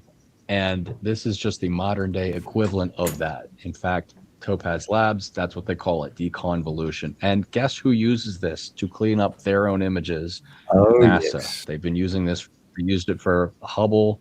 They used it for lunar images. You can go to Wikipedia right now and look at the deconvolution Wikipedia article, and it's showing you NASA before Of the and after moon, pictures. yes. So Craters on the moon. So there's no reason why we can't trust this process. NASA uses it to clean up their own images. So anyway, just want to make sure. By the way, just an outside question. Comment. Do we know why we never send a rover to the moon? Because it's much closer. There's 3 or 4 in Mars. We're going to get to the moon for sure tonight. China sent rovers to the moon. So I wanted to shout out a comment here. Hold on. Sorry, Megan. That is not dust on the lens, LOL. And I really want to emphasize that, like, we have to consider all possibilities, and we are, right? We are considering these possibilities. We're talking about them out loud, and we're seeing what's going on. And I intuitively, when I look at this thing, I'm no scientist. I'm a social worker. Okay. When I look at this thing, it looks familiar. And it does not look natural. That's just my intuitive perception of it. Sarah, how do you, when you're looking at this thing, what do you think? No, this looks concrete. I mean, it has structure. It's somebody commented a while back that dust would be fuzzy, and I feel the same way. This has sharp edges on it. It has shape. It has structure. I don't think it's dust. I do agree with whoever said it looked like Hitler's Nazi bell in the comments. Yeah, yeah, that Yeah, it. Megan, do you have a comment on that one? I'm just trying to figure out what's hanging off the bottom. Is it like a payload of a drone? Is this what? Yeah. Yeah, it's got a weird little Yeah, thing on and the this bottom. it's on this one as well. Yeah. Yeah, it sticks off to the left, and in the next photograph, it sticks off to the right. Okay. Is there a green child on the bottom with a string and that's a kite? Or... Yeah, no, it looks like a kite. Could be a kite. Yeah, to me, it looks like it could be. Yeah, I mean, Could it be a balloon? I don't know. Can we go in even closer? Like, I don't have closer views. Okay. I don't have closer views of these things. They really break up quite badly. what else you got for us, Sean? Yeah, there's another one out there in the distance. Huh. And this one went viral on my you YouTube can channel. And see it too. Like even here, without zooming in, you can see it's just something funny that catches your eye. Oh, it's the same shit too. It doesn't have the little tail wagging. Maybe it's not doing Too far, maybe. thing. Yeah, maybe. yeah, you can see those walls of the structure I was talking about. Mm-hmm. The foundational walls of these boxed in areas. But yeah, there it is up close. It's the same thing. And I think with this one, we see that it's further away. With this one, we clearly see it's not like very close, some kind of dust on maybe not the lens Right. itself, but on some glass or something. But it looks like it's far away, outside of this hill. Yes, it's actually lighter in color. It's not as black, Yeah. indicating that it's a bit further in the distance and there's some atmosphere that's changing the colors slightly, the haze, that you see off in the distance there as well. And then there's this one. almost looks like it has wings. It's an eagle. That's Yeah. a bird, if I've ever seen one. It's just as weird as a spaceship. Okay. There is a bird. It's the Starship Enterprise without the nacelles. Upside down Roomba. It does look like the Starship Enterprise. It seems to be the same thing that's like changing shape for whatever reason. You know what I mean? Like based on whatever its operation is.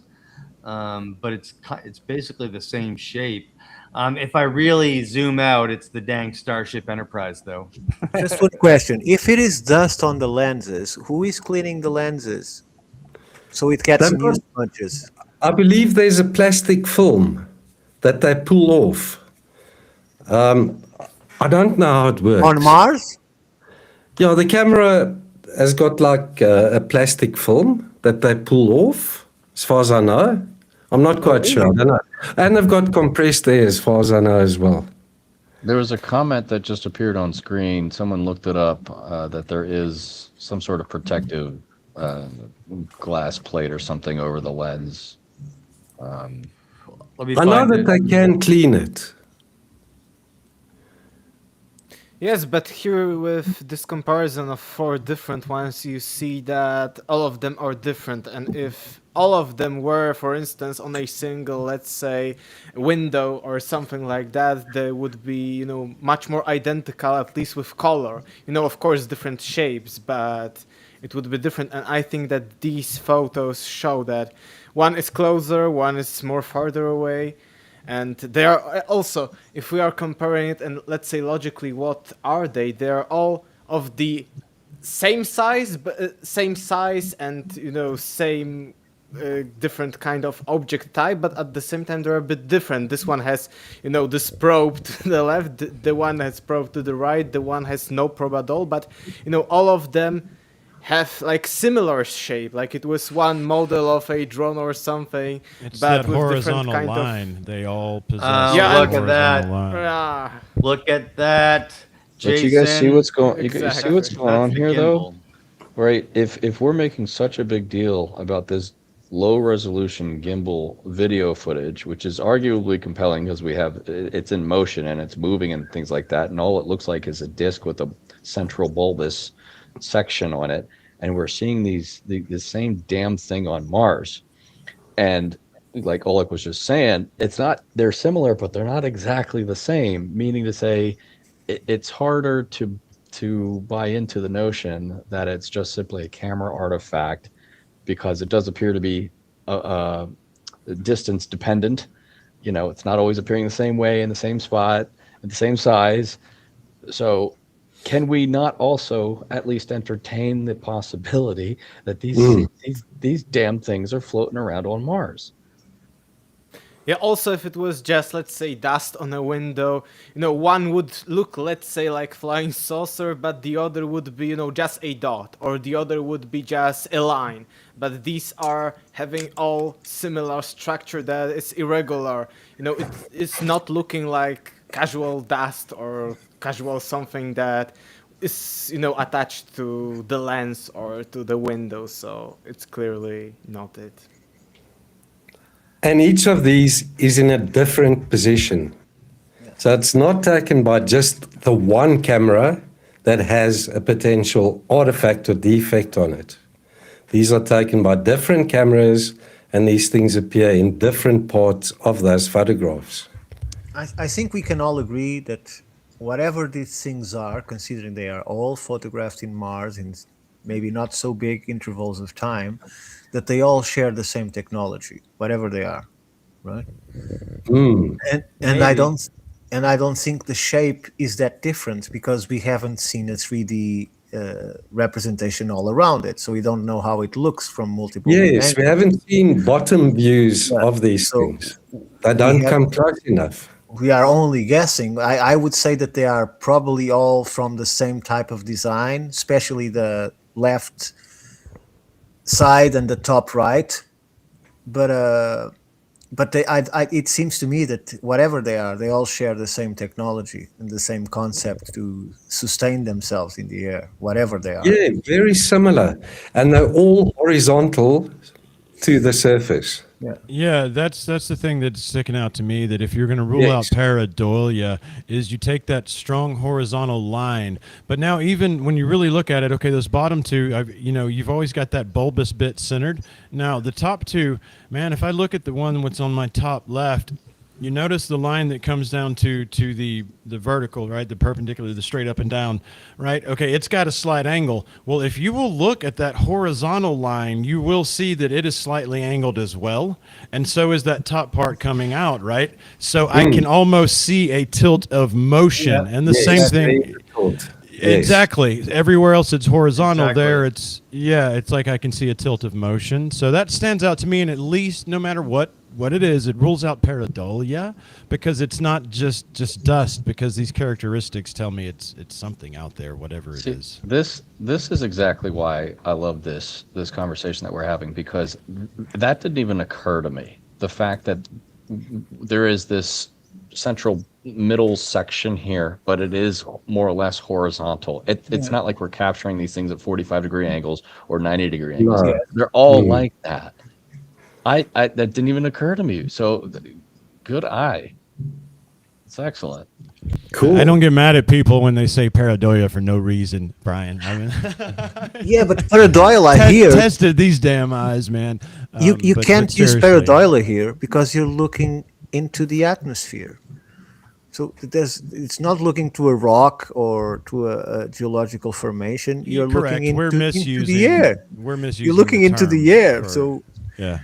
Even if it is a fly, even if it is a bug, it's no less important or no less fantastic.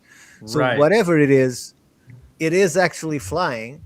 It assumes different positions according to movement, and I would say that it's gliding on the bottom right image that we were seeing, or stationary. It's stationary form. When Ricardo was first saying you can't use pareidolia here, I was thinking, no, yes you can. But I get his point 100%. because even if it is pareidolia, like if it's something, if the pattern we recognize from here on Earth, because our brains are programmed to recognize it, then we're recognizing that shit on Mars. So it doesn't matter what it is, whether it's a dang drone or a fly or whatever, it doesn't matter. It's not pareidolia, is misinterpretation, is not knowing what it is, but it is something, right? It's not just some. And it's symmetrical. It's a symmetrical, structured object. Interesting. You see, we're doing exactly what the rest of the world thinks NASA should be doing. NASA's collecting photos, and you'd think they got you guys remember that movie Armageddon with Bruce Willis? Oh okay? yeah, I love that movie. Okay. And they go to him and they're like, hey, we've got this problem. There's this big rock flying towards Earth. We need your help in saving the Earth. And he's like, you need our help? We're just a bunch of drillers. Don't you guys? You guys are NASA. Don't you guys have lots of smart guys in a room just thinking up shit all the time on like how to solve problems? You come to us, like that's what we expect of NASA, that they've just got a bunch of smart guys in the room who are doing this type of analysis. But the problem is they're not. Now, they may secretly be doing it. We can only speculate, but at least publicly, and that's the part of the problem when we're messaging to the public, is that the public thinks that if NASA finds something cool like this, that they're going to do a press release and it's going to be headline news, but they don't. So then it's the one guy in South Africa, it's the one guy in Colorado, it's the one guy here or there that week who posts an image and we don't know who they are, so we don't know what their reputation's like, and it's just like maybe it is, maybe it isn't, blah blah blah, and there's no proper analysis. But look at how much we're just I'm learning new things right here after you guys are taking another look at this, because it helps to get, and crowdsourcing is a great thing. It helps to get multiple people on it. We don't have any expertise in UFOs aside, more than other people do. But just look at the common sense analysis that's coming out of this group. I mean, this is fantastic, guys. So, and John, by the way, this was a magnificent presentation. John has carefully curated stuff. First of all, this is a handful of dozens of other things in the sky and oh, by the way, shout out to Joe White. Joe White is another Mars researcher who found some of these here. Okay. Yes. Joe White's been doing this for a while. Hi, Joe, if you're watching. Thank you for doing what you're doing. But for Jean to go through this and expertly handle the graphics and this he does such professional work. Even just this PowerPoint presentation, I'm impressed by it. And oh, by the way, I want to let everybody know that, Jean and I talk behind the scenes all the time, and we're going back and forth, and we're discovering new things. And yes, there are camera artifacts that do appear from time to time, little squigglies and things like that. Maybe we can show examples of those later. Okay, so we do know what those are, and we can rule those out, because when it's something like this because those camera artifacts appear in multiple photographs, always in the same spot. Do you want me to show them, Brian? If you have one handy, the little squiggly booger looking thing that we were looking at before. Brian, let me just add to what you said, that if NASA decided to make like a room with a few, like they did to the comet, but in an open conversation, it would become immediate a sensation. People would look up NASA and say, oh, this is interesting. So they would have more financing. They would have the support of the population, right? And they're doing the exact opposite. So even in terms of management of public attention, they're trying to behave like some closed church that doesn't like to have many people in their masses. So it's all counterproductive. It's all weird. Why? What happened to the Carl Sagans? Intelligence agency, bro. It's an intelligence agency. Everything else is for show for the public. That's why. Don't expect it to make sense, my earnest friend. It's not gonna. It's a secret. It's It's like been the CIA and me going and knocking on their door and saying, "Hey, can I have the truth?" You know, it's just you don't expect it. But what I can say is Brian went on Talk TV and it went mainstream. There's a bunch of this stuff going viral. We are live right now on 7 different YouTube channels, 3 X channels, and a Facebook page. And you know, this is how this shit gets done, right? Because we can't rely on that closed church. Ricardo put it perfectly. There's a reason why they operate that way, and Jason hit on the head too. It's secrecy. So let's blow the roof off that and take a look up at some more shit. And from we are Mars. 8. We are 8, and they only have 5 black helicopters. So some of us will survive. Anyone? Can you guys see my screen? Yeah, we gotcha. Yes. Okay. Can you see those 2 smaller items to the left? Are very light grey in color. That to me indicates that they're much further than the strange saucer. Much further Yeah. or much closer? Further, because there's more haze between the camera and those objects. What John is showing here's yet another example of one of these funny looking things.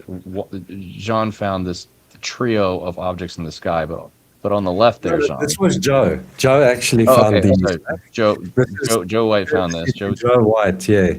Joe White, shout him out. Yeah. What Alien TV. But show him what's on the left there, Sean.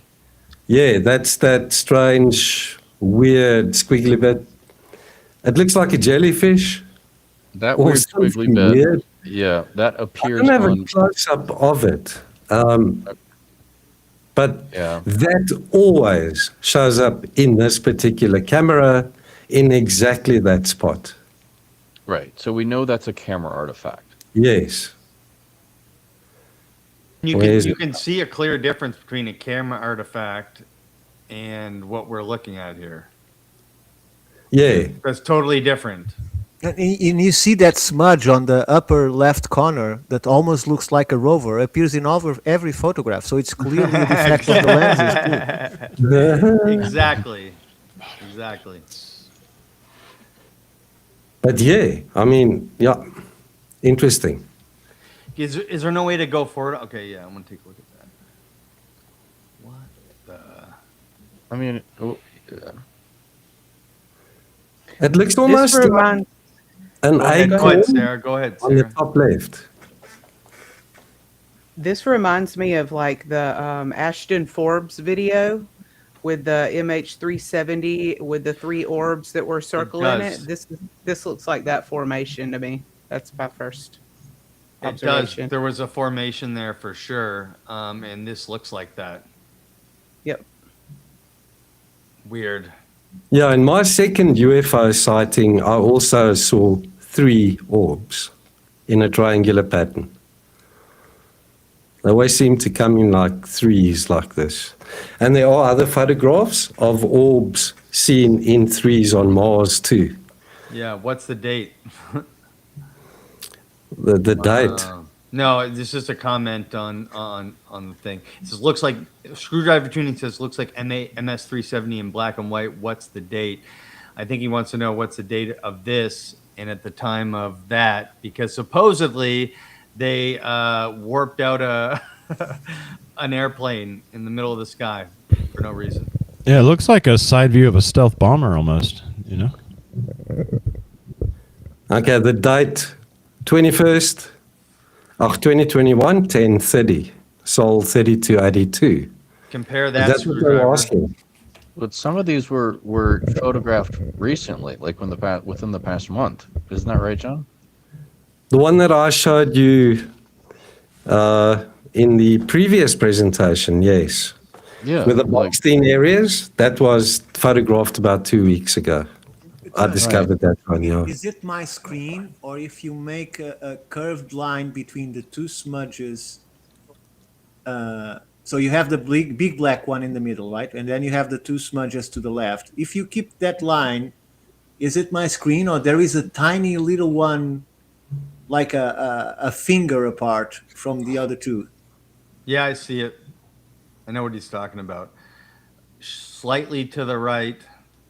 It almost looks like the same shape. But Right it's very- beneath the black one, right beneath it, you keep coming down and make a line with the other two. There is something there. Yeah, there is. I see it. You can see it, John?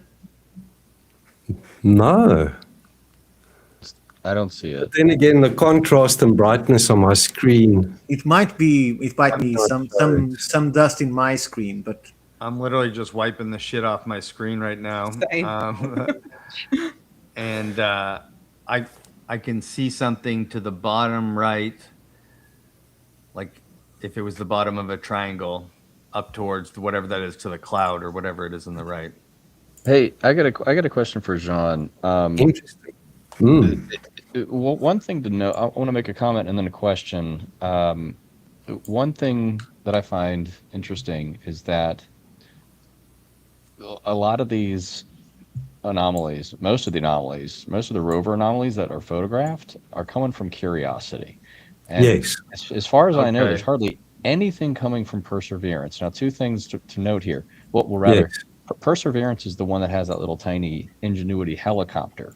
So for those people wondering if it's just the Ingenuity helicopter that's flying around, no, it's not. That's a different rover, a different part of the planet. But I guess my question then is, John, if you could speculate for a moment, why don't you think we're seeing much stuff come from Perseverance? Is it because you guys aren't looking at it, or you are looking at it and there's just nothing there? We do look. I look at the rover's websites every day, sometimes 3 times a day, to make sure I'm not missing something. That's dedication. Thanks. Yeah, And it then I really look Sure is. is. And then I look at the high-rise camera website every day as well. The Perseverance has photographed three aerial phenomena that I've covered in the past. It looked like a parachute that was opening with I don't know, weird object attached to it. And the other 2 were orbs, red orbs in the atmosphere. Okay, But, so there's something there, but not as much.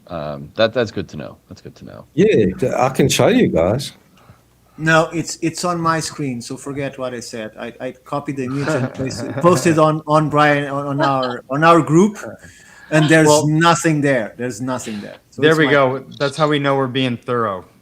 Sarah, I wanted to get back, if we could entertain a little bit more woo here.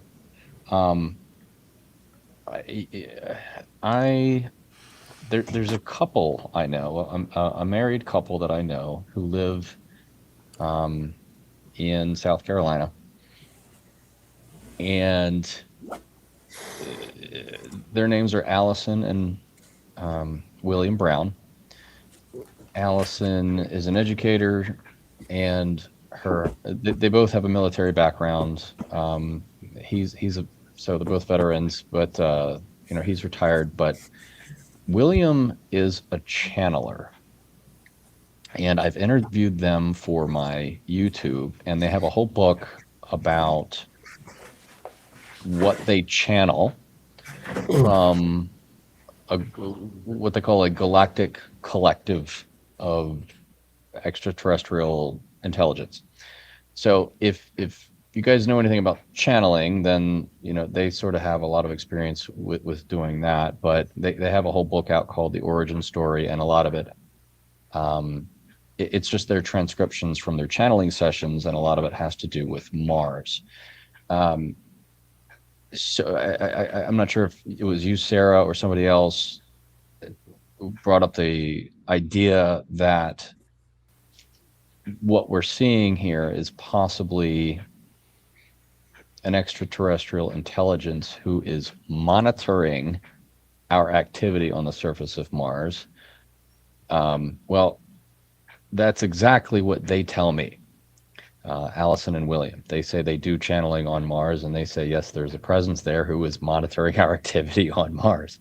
So we have it's a different data point, not something that I would expect to resonate with most people, but I do think, look, if we, for those of you who know anything about remote viewing, this whole psychic phenomenon, Lord Almighty, I just heard on CNN today about some guy who worked at FEMA who said he was teleported. So like shit's getting crazy. So the Okay? Waffle House, he was and he's doubled down on that. Yeah. Okay, you guys, you heard that, right? So What luck. I'm entertaining a lot more Who these hasn't days. blacked out and teleported to a Waffle House? Let's be honest. It's Right. I wanted to take this opportunity to say that I'm actually writing a book with Allison and William, and I'm essentially putting Blue Planet Red in written form.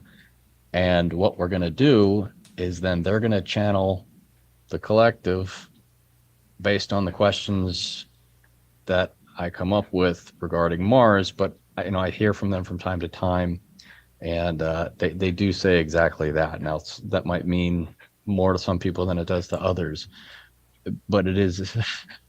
And I sit here and wonder, well, what interest would they have in our rovers? They're just little dinky toys, like wandering around. But hey, who knows? I don't know what the hell's going on, and I'm just entertaining a lot more these days.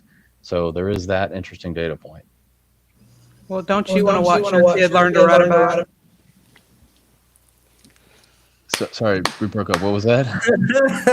Sarah, this time just you. Leave your spirit out of it because it gets confusing when you both talk at the same time. Sorry. perfect.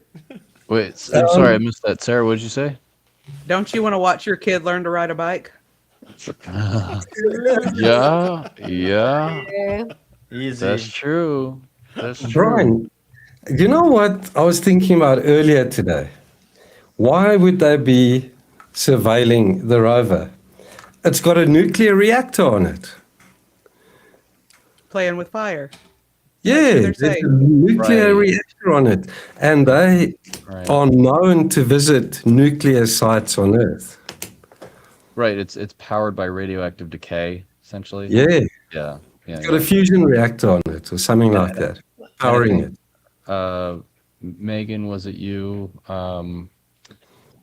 This whole idea about,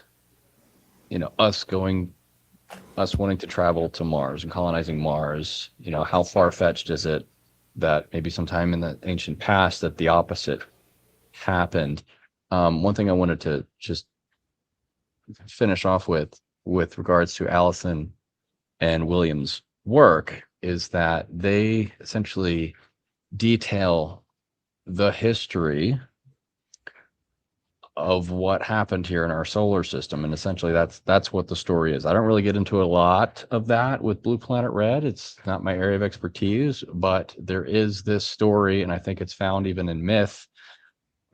Maybe Ricardo, you can talk a little bit more about this, but yes, humans were essentially either humans as we know them now or humans in a different form kind of started on Mars and were transported over here to Earth. But a lot of what they channel actually syncs up with the research of John Brandenburg, which we'll get into a different episode, the demise of Mars. So there's a lot of correlation, which is why they do such great work and they speak with such conviction that I'm inclined to really open up my mind to this world of channeling, even though I've never had an experience. I don't know anything about this kind of stuff, but again, with everything that's going on these days, I'm entertaining a lot and incorporating that into my analysis of things here and there. So it's not out of the realm of possibility.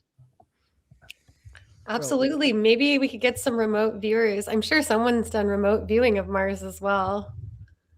Yes, interesting you should mention that. I got a video publishing Tuesday on that specifically. So how did I know?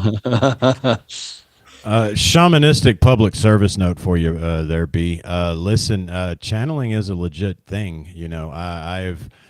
There's information and it can be accessed and it can be sent to or through certain people. I must say though, trust your get to know your channel, bro, because like with anything in life, things that can't be concretely verified, you're just relying on your own intuition, your own heart when it comes to these people. And it really helps if you could get to know them a little bit so that you can further your own intuitive read on them. Yes. Yeah, and I figured you'd back me up there. Thanks, Sarah. I haven't finished yet because I only started it 30 years ago, so I didn't have the time yet. But in my cosmology and in my perception of history that comprehends all mythology, all the history that I know, all tales, oral traditions, geology, science, and so on and so forth, is my perception that human beings, as we know it, uh, as we know them, would not exist naturally, and that's my perception. So, if we bypass that, then I think that there are living beings very closer to us that I call the shepherds. And so I think that each one of these races of shepherds are like the shepherds of a galaxy, let's suppose, right? And so in this solar system, as Brian so brilliantly demonstrates on his, and he's thinking now, what is he going to say on his documentary?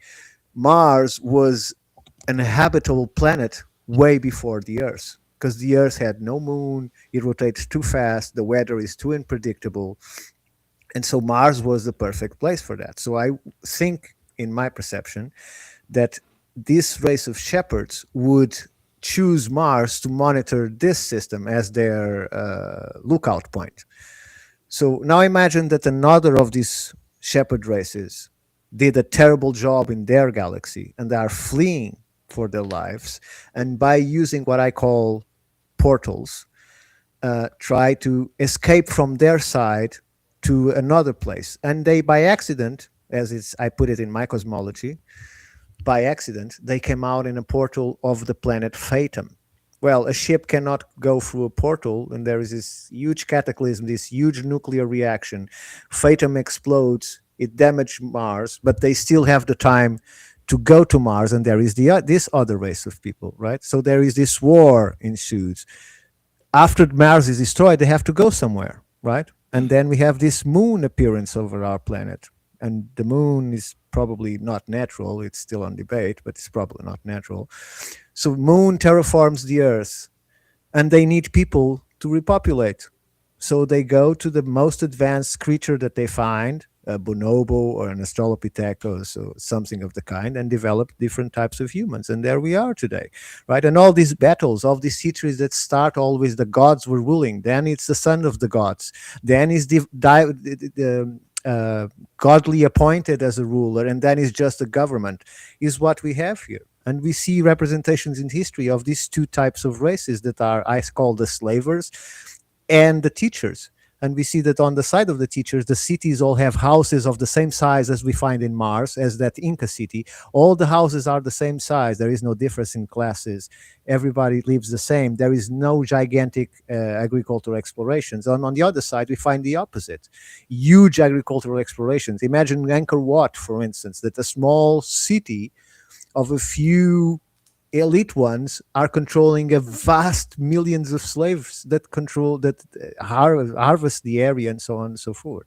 So Mars to me is this all to say that to me Mars is the origin of life of this solar system. It's not the Earth. It even scientifically, it's Mars that comes first. It's not the Earth. So if anything, would be Martians and not Earthlings, just escaped from that huge cataclysm, or descent for those that came from that. Some perhaps kept that technology, some perhaps still live on the Earth, underground, underwater, and that's the people we call aliens, that have a technology that we don't have, right? And probably they live secured from us. But I'm sorry for all this science fiction, but I just wanted to put it out. Yeah, I think that it's important. Jason, I'd love to hear your thoughts. Sarah as well. I don't have a good understanding of the what we call myths and ancient legends and things of that nature. But I have heard that there's a lot that's said about Mars and about life there in the ancient past, and then wars in the sky and people coming here. So, given what's happening in the world and all the revelations that we're having almost on a daily basis, it seems like it's way overwhelming. But I do think it's necessary to incorporate this field of research into the more data-driven stuff that is just a little bit more easier for us to interpret. But for those of us, myself included, who are a little less spiritual in that sense, then I would love to learn more about that. Well, Ricardo calls it science fiction, but there's a comment over there that says, what sci-fi is soft disclosure. And I couldn't agree more. I mean, it's just like I was saying with the mission to Mars being closer to a documentary.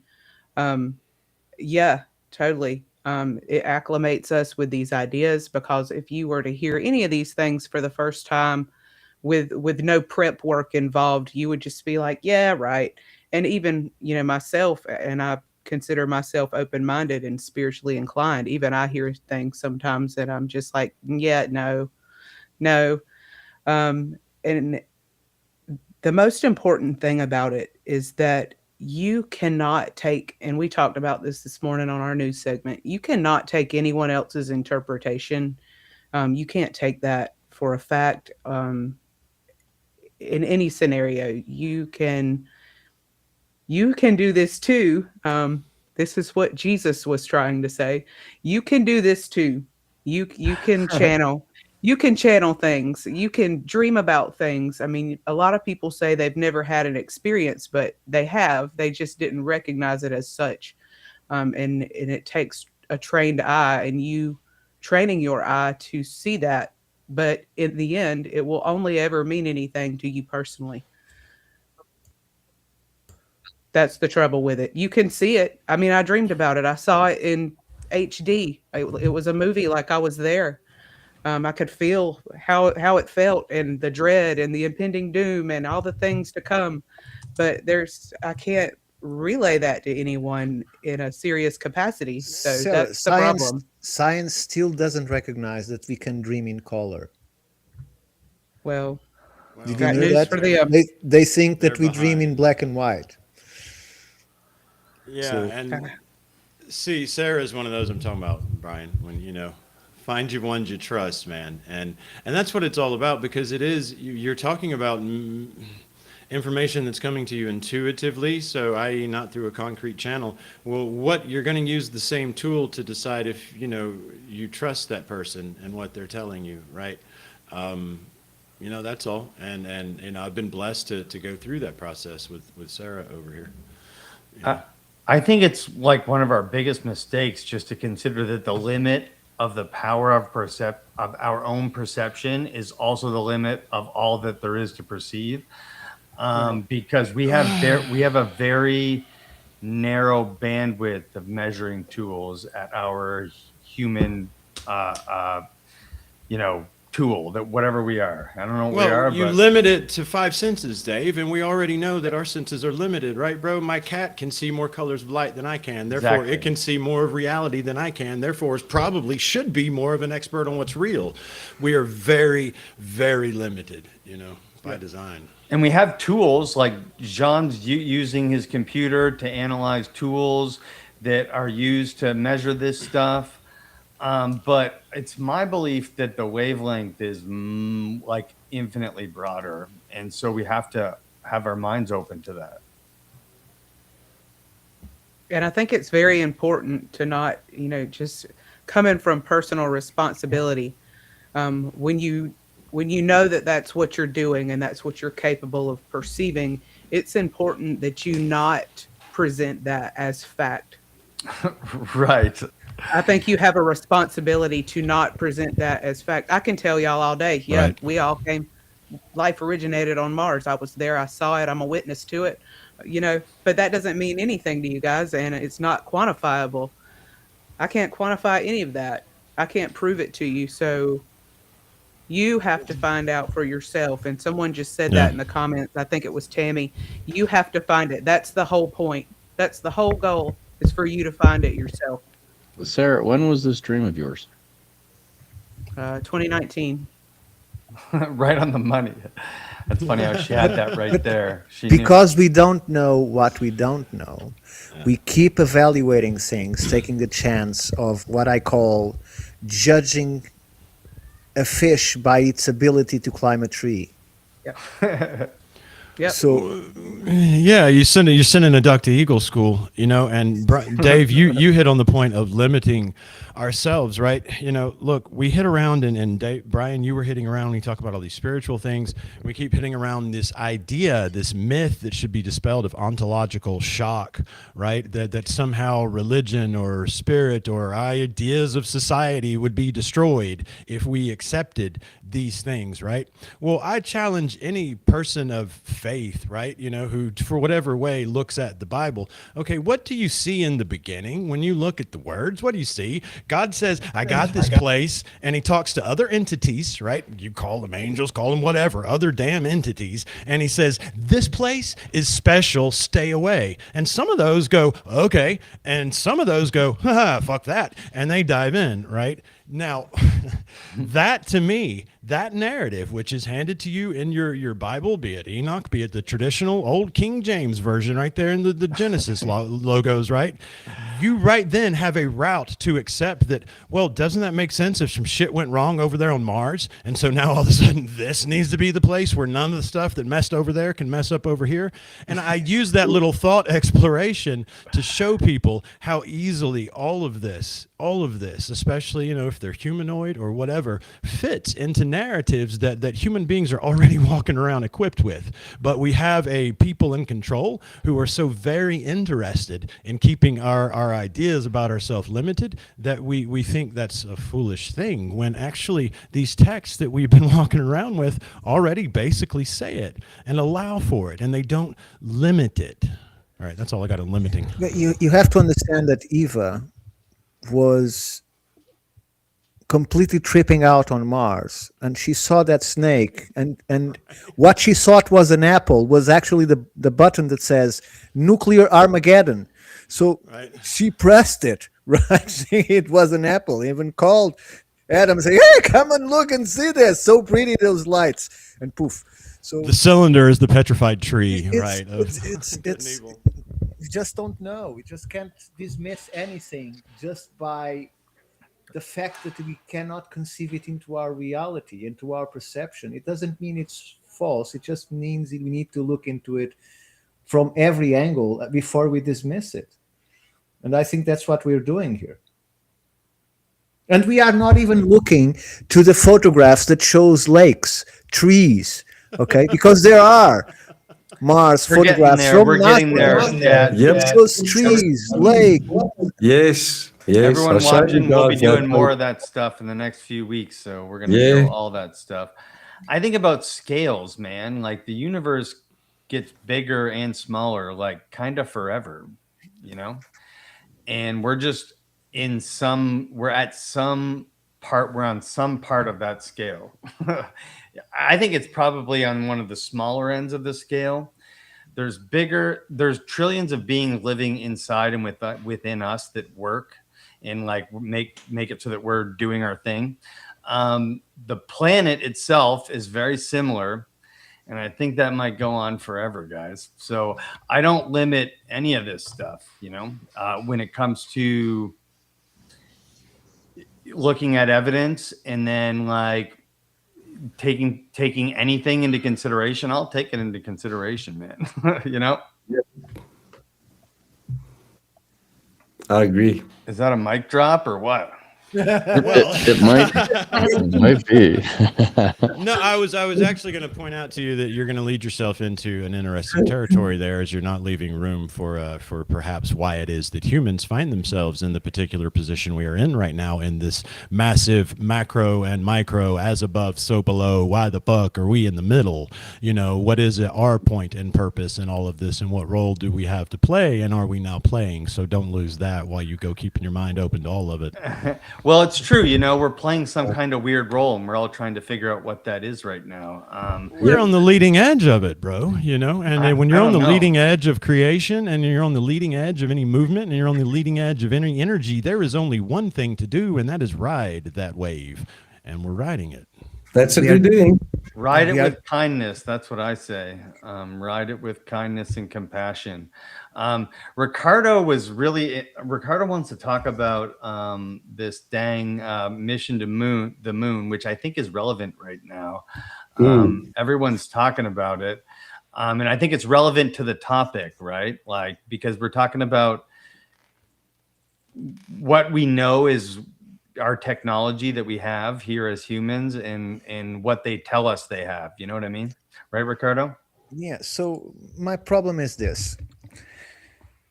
We all know what happens when a person jumps out of a car that it's going 200 miles an hour, right? If you go in the highway, imagine that the highway is a huge parabolic curve, okay? And on the horizon, there is another highway going in an even bigger circle around an orbit, let's call it like that, right? And what you're doing is you're jumping from one moving car to go to the other moving car, turn around it, and come back to the first car that you jumped from, right? The problem is the car is not in the same place where you jumped from the car. It will be much further away because it's moving at a considerable speed through space, although in a circular orbit. I get it. But once they are, this is the explanation I was given. What you're saying is nonsense because it's all part of the same system and it's never jumping out of a car because it keeps moving at the same speed that it was launched. No, it doesn't, because it's a perpendicular orbit. It's not following the same direction. It's going in a perpendicular orbit. It's going 90 degrees to the side to go to find an object that when he gets there, it's gone because it's also moving quite fast. So when they start going around it, it's already going away from them. There is no pull to get them back. And to get them back, the Earth is now extraordinarily more distance than it was when they jumped. Not only that, they are on the orbit of the moon, and now they have to come back and accelerate beyond what Earth is doing to get back to it. And they say to me, no, the speed is always maintained. They never lose the speed of the Earth, so they only need to give a tiny itsy-bitsy of acceleration and they will catch Earth and fall into it. So I'm not buying any of this because, first of all, the orbits of the planets have nothing to do with what we're told. We're talking about a spring. We are moving as a spring that is being pushed away by the sun. The sun is tugging lots of objects that are coming. Imagine a spring that starts small, you stretch it, and it gets wider and wider circles on that spring, and that's exactly what the solar system is. It's being tugged at incredible speed, right? And we are the Mercury, Venus, Mars, Mercury, Venus, Mercury, Venus, and Earth. We are the third link of that spring, the third circle of that spring, right? And someone is coming out of that spring and therefore not subjected to those forces, because that's exactly what the ship does. It escapes the gravitational force of the planet.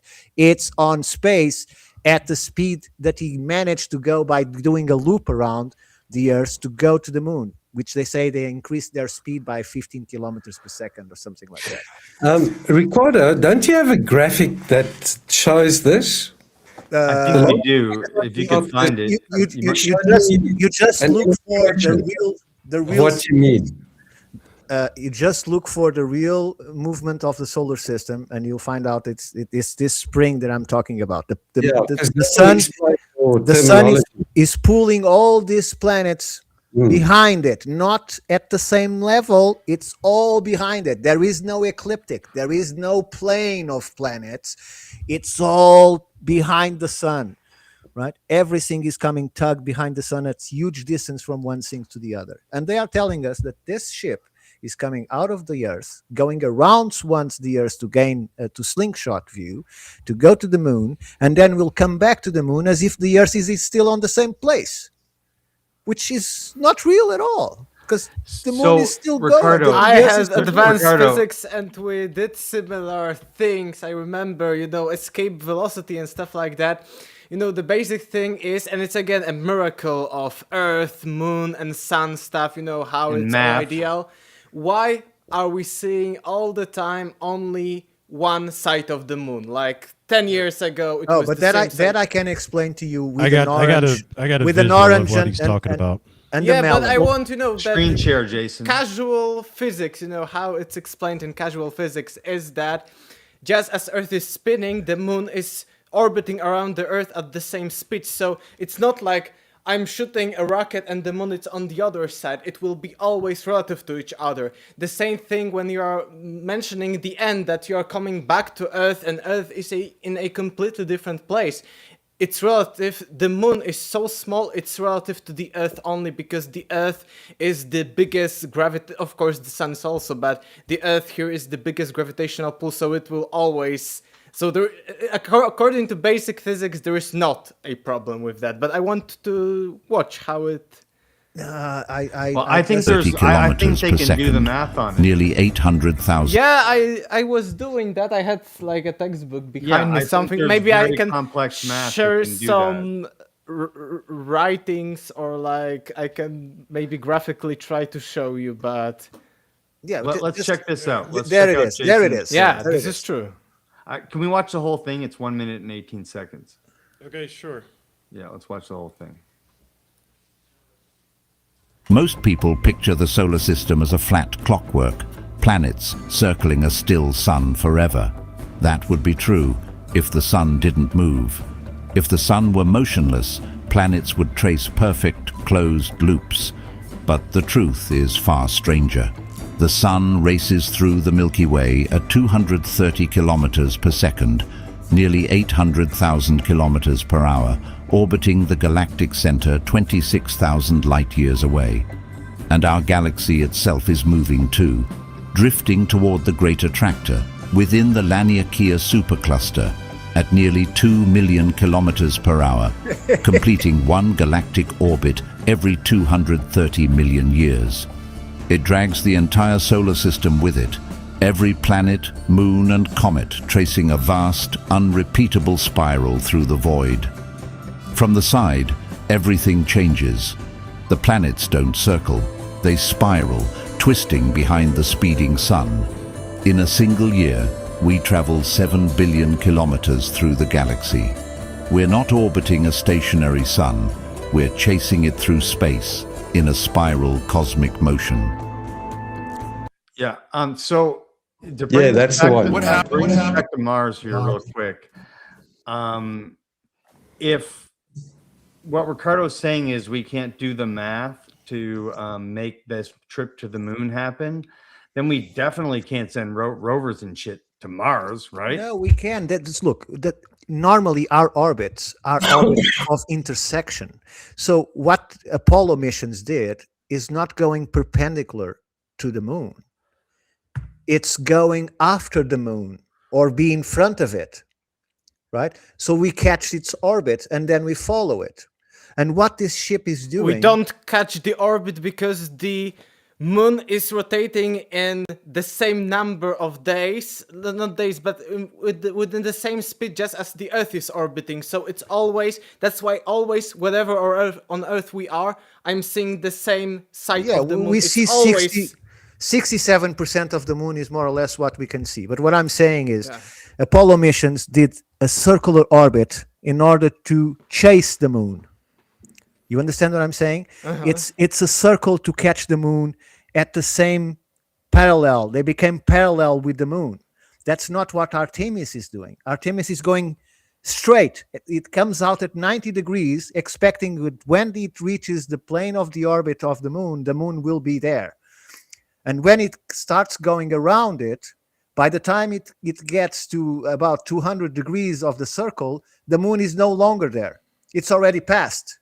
You can see this on NASA animations. It's already passed. There is no moon to tug them back to the Earth. It's not there anymore. So when they're coming back, they have to catch the Earth again. And they are telling us that all of this happens without anything gets further away. You are never catching the Earth because always the moon, that's why we see one side, it's always with this side to the Earth. No, Alex. Everything is moving in one direction. You just saw it. Yes, Everything is moving. But you aren't, Yes. because you jumped out of the car. You Yes, jumped but out it's of the completely car. different. I don't remember everything exactly. I have to mention that, but I remember there were different calculations and stuff like that. That it's only about the Earth and the Moon, because all the other gravitational pull is so far away, it doesn't matter. And the Moon is rotating. That's why we are seeing, each night there is one side of the Moon, because the Moon is also rotating by itself, but it The takes moon the same rotates. amount. The moon as the rotates Earth. on itself at the same speed that it orbits Yeah. the Earth. That's why we Yeah. always see only 60. That's why you always land from, let's say, if you land on this side on But the Moon, it's of still course you land there. 3,000 kilometers away. Yeah. But And you you are always come 3,000 down to Earth. There is only Yes. Earth. No, there isn't, because it's all moving.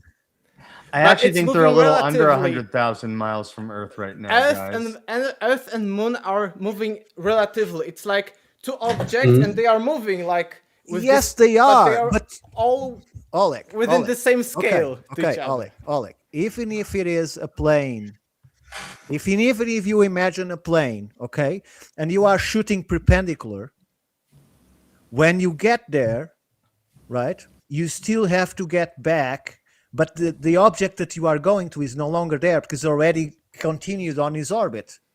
So what you're trying to say to me makes sense if they say, okay, let's wait for the entire cycle of orbit, and then the Earth would be closer to us again. Although that isn't also true.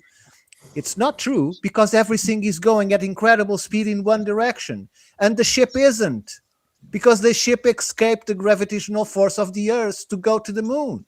So and then it's going Ricardo- to escape the gravitational force Yeah, of the I moon understand to that, come but back I to just the know Earth. from Still, just physics like if I that have two cars it's going just 70 about the miles an hour, relativity. right, guys, and I jump from one car to the other, the cars they're linked, because I'm leaving this car going But 70 it miles an doesn't hour apply. that way, Sorry, no matter how this fast car I'm going analogy over. is not applied here. Yeah, you've got because- momentum that takes you to the other car. Because if you are having this metaphor of jumping from one car to the other, you have the plane on Earth. They are driving on Earth, and here in space you do not have it. It would be like there is no gravity, there is no if you are driving two cars, you're driving them on road. But in this case there is no road because there isn't this gravitational. It could be the sun's one. Ricardo, but- are you saying they're lying to us about the mission? Because because that's the argument here. Like, if they're lying, argument to us is about that they are- mission, they then have- What does that mean for what they're telling us about space in general? You know what I mean? Because if what you're saying is true, they're totally full of shit about this moon mission. And it's a big nut flex from Trump or something to distract us from the war or No, whatever. what I'm That's saying- probably true. But what are you saying? Like, you're saying that they're lying to us about the mission? No, what I'm saying is, if this mission is going as they say, they have different types of propulsion that they are not telling us. Because when you are in the Earth, you are being transported by the Earth. If you are in the moon, you are being transported by the moon. But both of these objects are going at incredible speed in one direction. And once you come out of it, you are no longer being tugged by that energy, because you're no longer in planet Earth and you're no longer in the moon. You are in the vacuum. Because that's why the moon is tugged by the Earth. The Earth has so much gravitational pull that in between the moon and the Earth, you're still tugged. It's one system. Moon, small ball, Earth, the big ball. You in between, you're right, tugged all the way down. There are some kind of calculations that when you go beyond, let's say the moon, I don't remember if the moon is at the end, but probably not. When you go beyond that, that's why there are problems with the Mars stuff. For instance, going to Mars, you need to on specific dates and stuff like that. But if you are in between the moon and the Earth, you are tugged by them. So it's like in a single line. So, see, I think the car analogy does work now here in the end, because you're moving in a system. That's all I was trying to get across to you. Just like, so Ricardo, yeah, it works like that, man. If I leave the Earth to the moon, I'm in that gravitational system, but I've also got that forward. If we're going through the spiral, I've got the forward momentum, right, of the planet I left, which is also the same as the moon, because they're locked in a system, just That's as how if I they leapt explain from it. car to car. They explained to me that they don't even need engines to do this. They slingshot around the Earth used a little bit of the engine. They are now going to the moon and coming back without the use of engines. They don't need the engines aside from doing the turn to get back, right? And I'm sorry, but I don't buy it. Because if you are being tugged by that gravity, then it means that some energy has to keep that happening. And how do you escape that energy to go to the moon? Because you are escaping that energy to go to the moon. You are violating that gravitational force by going to the moon, right? That's why a ship accelerates to the neutral point to get to the moon and starts to decelerate from the neutral point to get to the moon. That's how Apollo missions work. And that neutral point is essential to actually finding the moon. That's why so many missions failed, because that neutral point was badly calculated, because the true gravity of the Earth is not 1/6 of the true gravity of the moon is not 1/6 of the Earth. Is 66.6% of the surface gravity factor of the Earth, and this is proven, although it only exists in 2 places in the literature. That's why so many agencies fail to go to the moon, because they are still calculating the neutral point, considering the 1/6 of gravity of the moon, which is false. Apollo only managed to land there after they realized that it was a minimum of 66% of the surface gravity factor of the Earth, right? And that's very important here. So when you are going perpendicular from traveling from one object to the other, what you're telling me is that your speed to the object doesn't eliminate the gravity force that is tugging you around the Earth itself through the moon. Right, you are even taking out the gravity of the sun. You're just putting the Earth and the moon, locking you in their orbit, which is not true. It's just not true. You are breaking that force to go there, because otherwise you couldn't. I want to bring this back to Mars. We need to connect. This is Mars Disclosure Live, okay? The reason I brought this up was, to contextualize, disagreements about just how we get to the moon or not, right? Or even if we've ever even been there, And I think when it comes to Mars, we have to be asking these questions as well.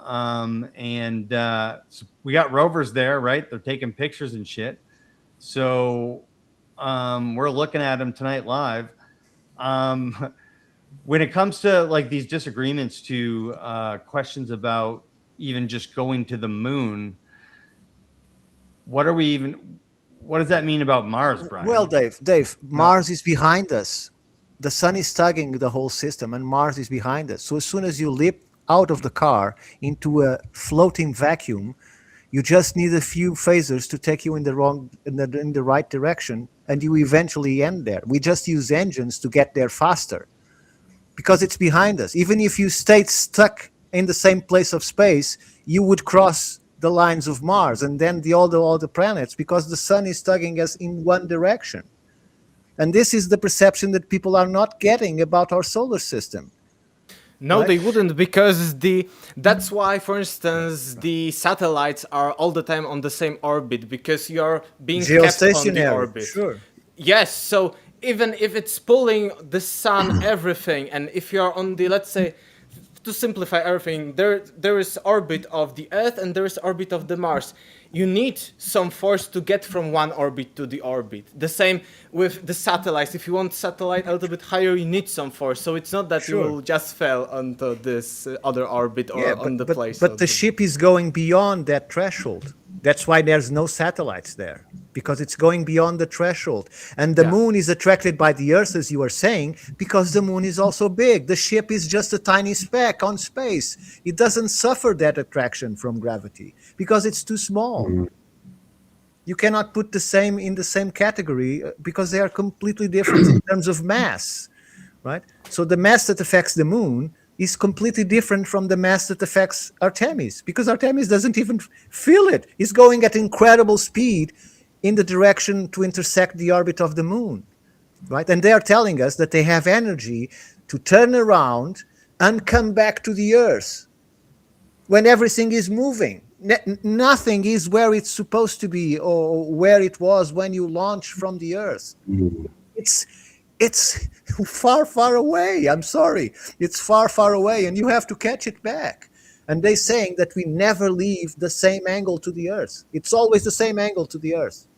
It is, because that's why you see always the one side of the moon. This is the paradox, that it is only one. So If they were keeping up with the moon, which they aren't, the moon is no longer there when they reach the orbit. You watch the yeah, animations. but it's always in the same relativity to the Earth, but on the other side of the globe, let's say. So once it's, let's say, it would come back to me here in Poland, and once it will come back to the US. So, but it's always. Can I jump in here real quick? Okay, well, Don't I will right. shut up. This is for another. I'm dragging this down. I'm sorry. As interesting as this is, I think we're here to talk about Mars. Well, yeah, let's go back to Mars. First of all, I love you guys. This is great. Ricardo, I love I just love the passion here. I'm not sure if I'm following all of it, but I think I understand the premise here is that you're skeptical of how they're able to maneuver this Artemis spacecraft, especially considering the motions of the planets. And I guess the only thing that I would add to the conversation is that I think the reason why we know throughout history, when we've tracked planets' orbits, and wondering why Mercury goes in retrograde, for example, or just when we identified that they're not perfect circles, that they're more elliptical and things like that. Like, we can predict where planets are going to be. We can predict that the Shoemaker-Levy 9 asteroids were going to collide with Jupiter back in the 90s. Like, we know enough of, so surely they must have figured this out. I think I agree with what, I don't think there's any contention regarding this spiral formation, which is really cool to see. It's probably a little exaggerated because they're just trying to fit everything in there, but I think in general we do need to keep that in mind. Am I right, Ricardo? They're not going to go around the moon to slingshot them back. They're going to go past it and turn around. In the chat, anything 6398. I think he's trying to describe being inside a cyclone and trying to move in straight orbits between Earth and Moon. Very well put. Thanks, chat.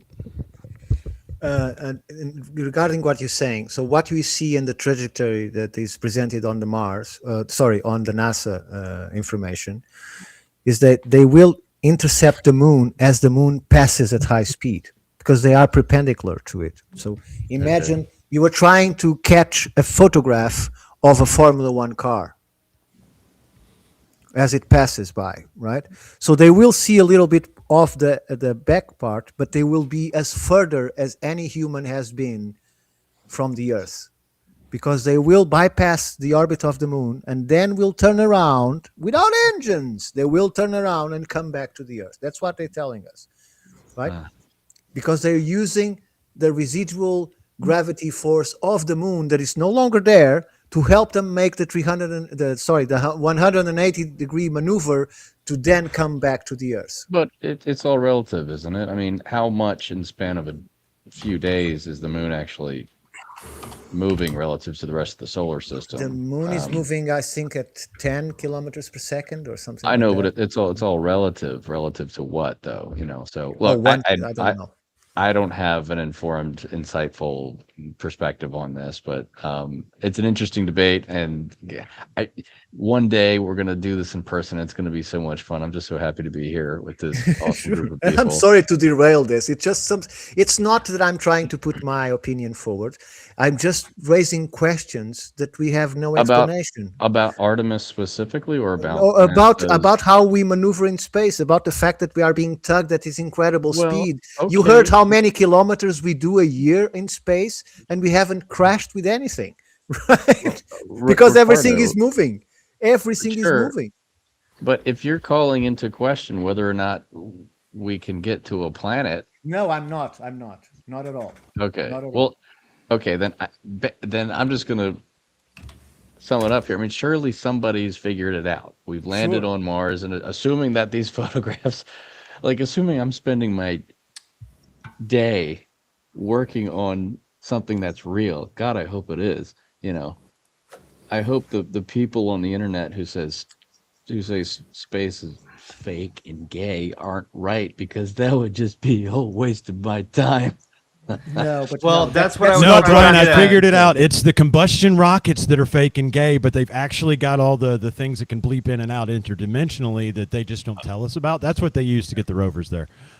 Okay. I'm just Well, messing, man. I'm just maybe. messing. I'm a passionate by space exploration, by space. I always have been, and I'm not trying to dismiss any of it. I'm just trying to say that the explanations we are given either are extremely complex and I'm stupid, or there is something missing in there, right? It's always the chance that I'm stupid, because I've been wrong before. I remember once in 1947. So it happened before, so it can happen again. But it's just I would like some concise explanations with the reality of physics, and not with this disk of a stationary sun that they always explain us how you're going to do things. Yeah, That's all. sure. I get it. I get it. It's an interesting inquiry for sure. Yeah, for me, it just like it just brings into the general idea that we don't really know shit. We're just about and like at the same time, I'm inclined to believe that we have the math that it takes to go to the moon and come back, and go to Mars and come back. I mean, we have a shitload of evidence for it. And when they're doing these projects, we're talking about hundreds, if not thousands, of people designing these projects, doing the math, checking everything out over and over and over again. And so when I'm looking at this stuff to bring it back to Mars, I I I feel like I'm looking at real shit that John Ward is showing me. You know what I mean? Yeah. Well, let me see if I can let's see, offer a pivot point here. Ricardo, certainly you're familiar with the plasma cosmology model of the universe, right? The electric universe stuff, which Yes. we're going to get into a different day. We're going to have to start at the very basic level. There's what we know most commonly as the standard model of the universe, all the Einstein stuff and defining gravity as most commonly understood by everybody. Then there's an entirely different line of study which defines the universe and describes how the universe works in an entirely different way, which fundamentally is based on electromagnetism, which does have a different explanation for how the solar system functions, based less on what we know as gravity and more on what we know as electromagnetism. It's an entirely different line of study. However, Mars specifically has evidence of this plasma cosmology model written all over it in the form of electrical scarring, which is a whole different discussion. But I do think that when you take into consideration the plasma cosmology model of the universe and how it affects terrestrial planets, number one, it offers an entirely different understanding of the way things work. But number two, it also offers an explanation for why we see so much scarring on the planet of Mars and its history, its violent history, its terrifying history. We'll get into it more, but you guys know that big giant scar the size of the United States. This is, NASA will say this is volcanism. They'll say it's flooding. They'll say it's plate tectonics, but it's not. It's it's electromagnetism on steroids, essentially frying the entire planet. This blew my mind when I got into it. It's for a different. It requires a whole series of conversations. Regardless, I really appreciate you guys hanging out and talking about this stuff. I mean, this is really great. We have some brilliant people here, and I really enjoy the debate and the discussion that we have going around the room, having different perspectives, different set of eyes on things as well. Have our different areas of expertise, and that is exactly what Mars needs. We've got our researchers. We've got our communicators, but we've got other people here with a passion for just trying to figure out just what the hell is going on. And, I consider the way I frame Mars for people is I feel like it is the redheaded stepchild of disclosure. So I think we've got a fair shot at changing the perspective here. And it's really because of the wonderful people here. So I just want to thank you guys again for doing this. We're just getting started with these live streams. Dave and I tossed around the idea of trying to do more of these per month. We'll see if that manifests or not, see if that feels right. Our chat is already is saying, Brian, so a conversation next week, and Vapor Missile, I think, just put on everything you just said, Brian, and he said it before you started talking. He said, this is fun. I think they all have different paradigms. So that is, quite a compliment, I think, to the group we've got discussing here is we all do have different places we're coming from, and it's very valuable. Agreed. And again, we're on 7 YouTube channels, 3 X channels, and a Facebook channel right now, which is to me, super fun. And that's insane. It is. And we're talking about Mars from a different paradigm than when we grew up in the 90s and what we thought Mars was and what Mars could be and what Mars is, based on new science like Ricardo's talking about. And, Jason mentioned it a couple times, but secrecy is a problem when it comes to this, because we're all sitting around asking a lot of really good questions to answers we don't have that other people do, and that's how we're trying to figure this shit out. And that's great and all, let's keep doing that, but also tell us the truth, motherfuckers. You know what I'm saying? Yeah. Right, What Jason? we need the people to push on to Brian on Joe Rogan. Secrets are the problem. Yeah, secret societies, Dave. Secrets have been the problem with humanity and with knowledge and with wisdom from the very get-go. I agree with that. Get the truth out there and let us all have what is our right, which is the truth about the reality in which we find ourselves. It's time. It is. I think we're ready. Contrary to the Brookings report, I think we are ready. For disclosure, right? We're ready. Yeah. I'm ready. Yeah. Who's not ready for disclosure right now? Most people have an open mind right now. Of course, yeah. There's people within my personal life who have more of an open mind now than I've ever seen them have. And I didn't even think they would have. And now they're looking at shit and they're going, maybe this is all bullshit, right? That's normal. They're legalizing drugs in the States. So more states have drugs, so people are opening their minds more and more. So good. God bless America. Just a preview of what's to come. John just brought up Brookings. I think we were going to try to get into it today. I don't think we have the time, but we did mention this before regarding their secretive nature, regarding exactly what they're willing to disclose or not. There is a valid reason to believe that NASA really isn't telling us all that they know. It's literally written into their founding charter. So we'll get into the details of that later, but a preview of what's to come. We've gotten right to the sexy stuff, guys. We sort of skipped over some of the more mundane stuff, but the mundane stuff could be very interesting, and in my opinion, help support the sexy stuff.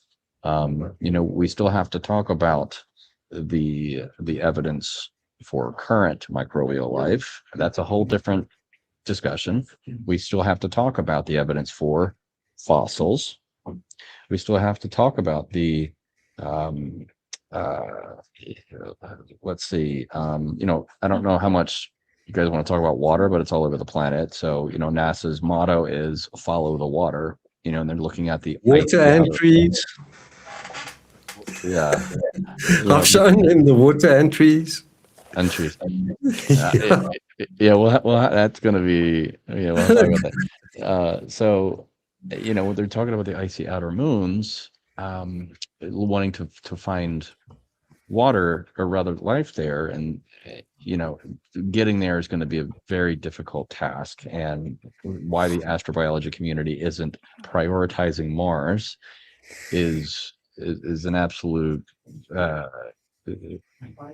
mystery. But we have to talk about that. We have to talk about the destruction of the atmosphere. And there's two different competing hypotheses, and we have to go through all the details of each one of them and I'd throw it around the room and see what makes sense to everybody.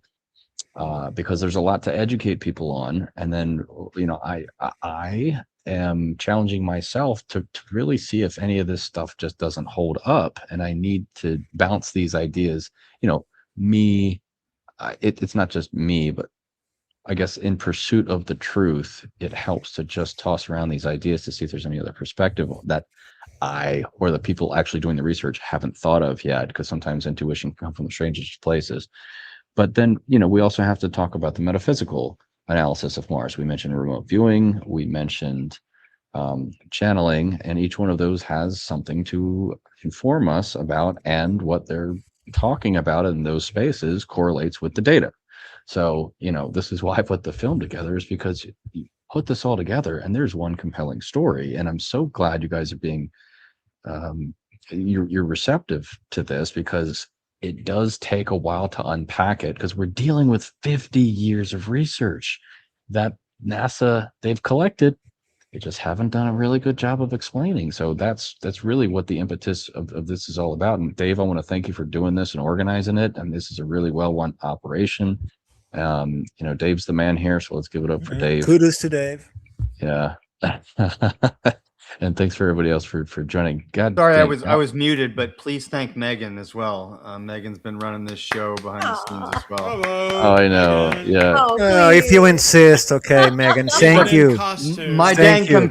dang computer crashed 2 times during this, okay? And Megan's been running all the tickers and stuff, so in the chat and everything. So she's doing producer duties in front of camera talent with the costume. I mean, my Well goodness. done.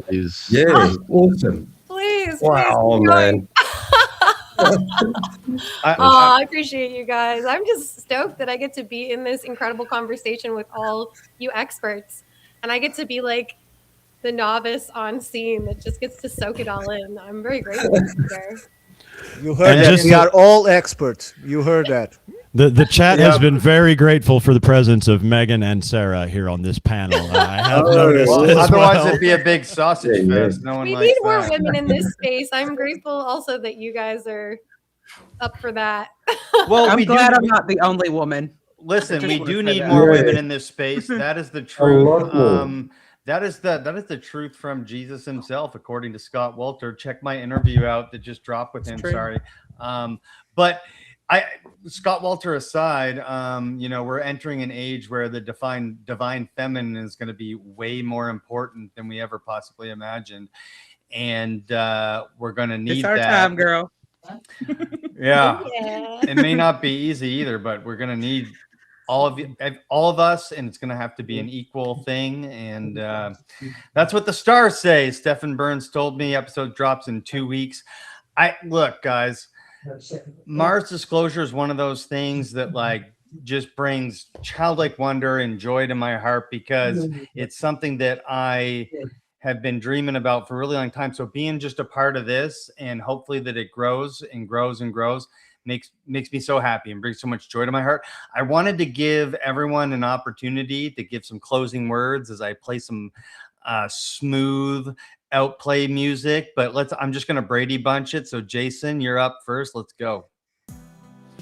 I don't have anything to say except thank you all very much. I love getting together with a group of people who have similar yet different paradigms. And I guess to keep it Mars related, I'll end with what I started with, which is this ontological shock is a myth. It really is, and we just need to get on with bringing the truth of our past to the present, right?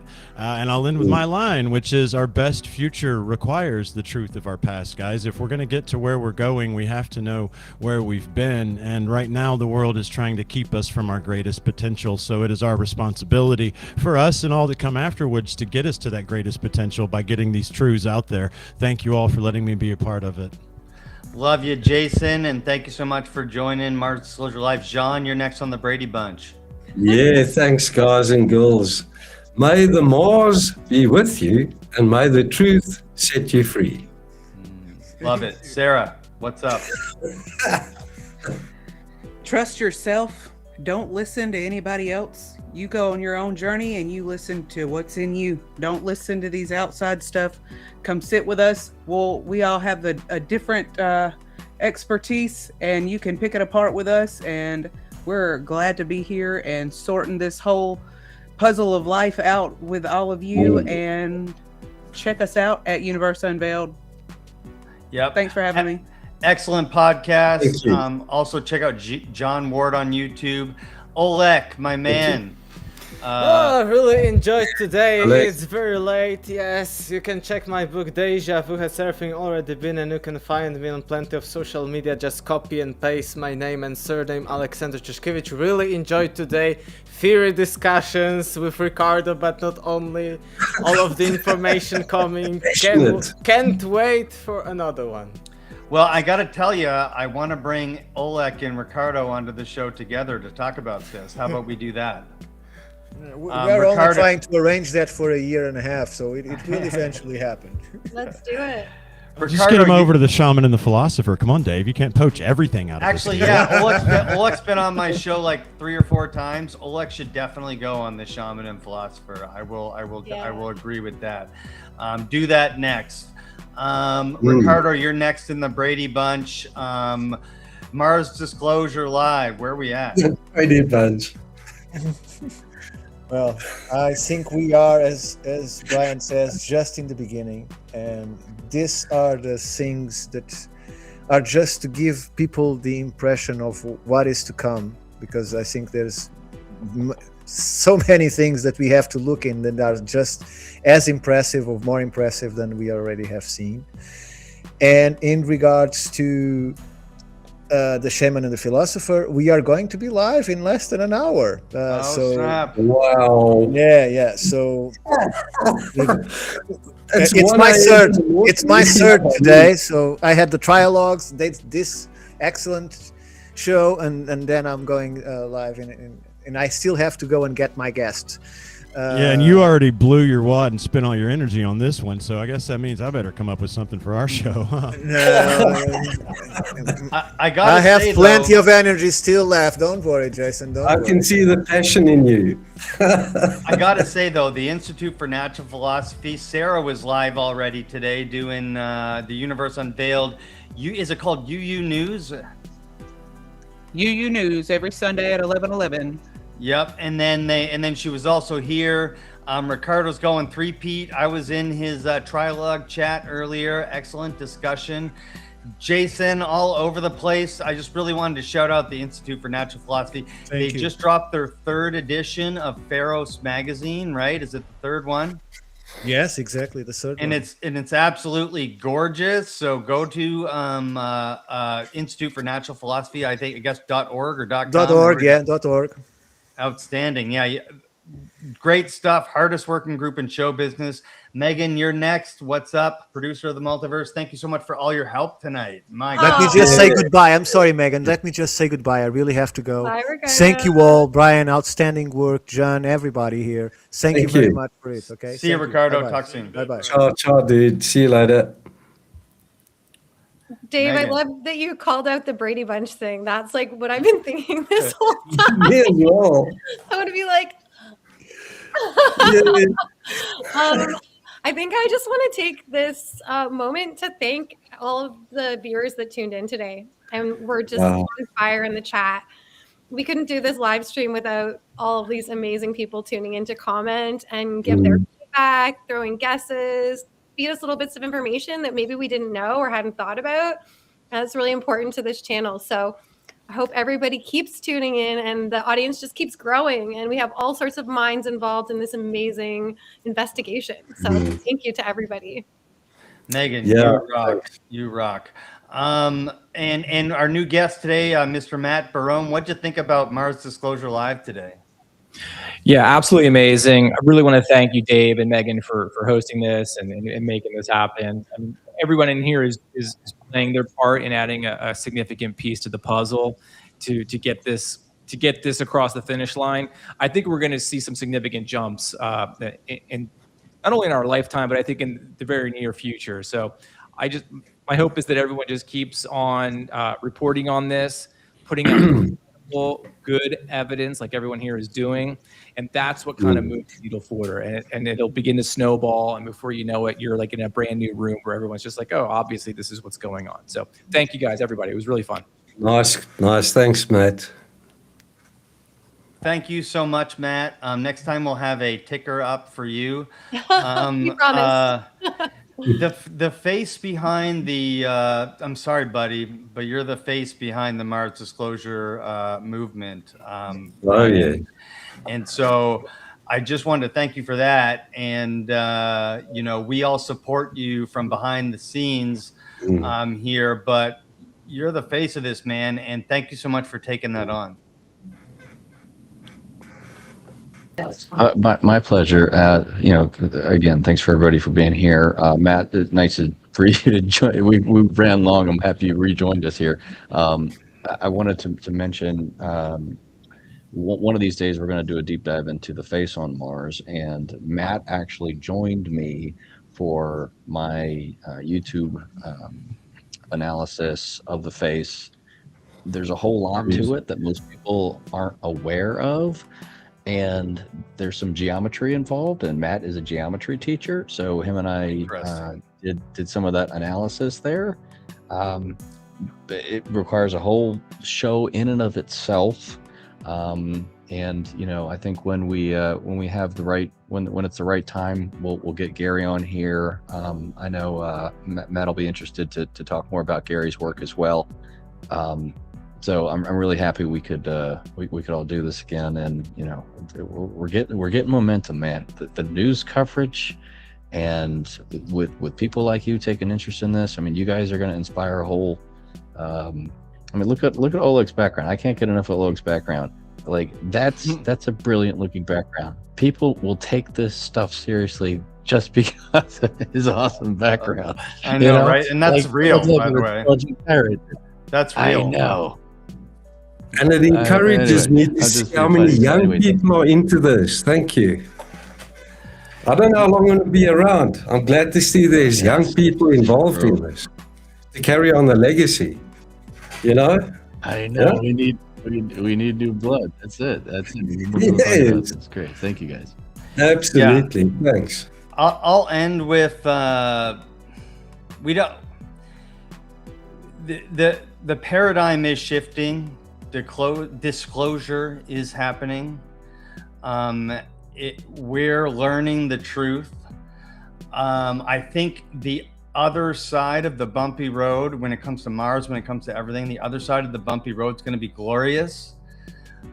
Be a knight, meaning protect yourself and your honor, and also be kind to everyone that you meet, because we're going to need each other moving forward, and the truth is coming out. So thank you, everyone in the chat. Thanks for joining the Multiverse. The Multiverse is not just my channel, okay? It's all my friends. It's all my collaborators. It's everyone in the chat, everyone who's watching. So nothing but love. Thank you so much. And let's be the change you want to see. Love you guys. Yep. Let's end it. Thank you.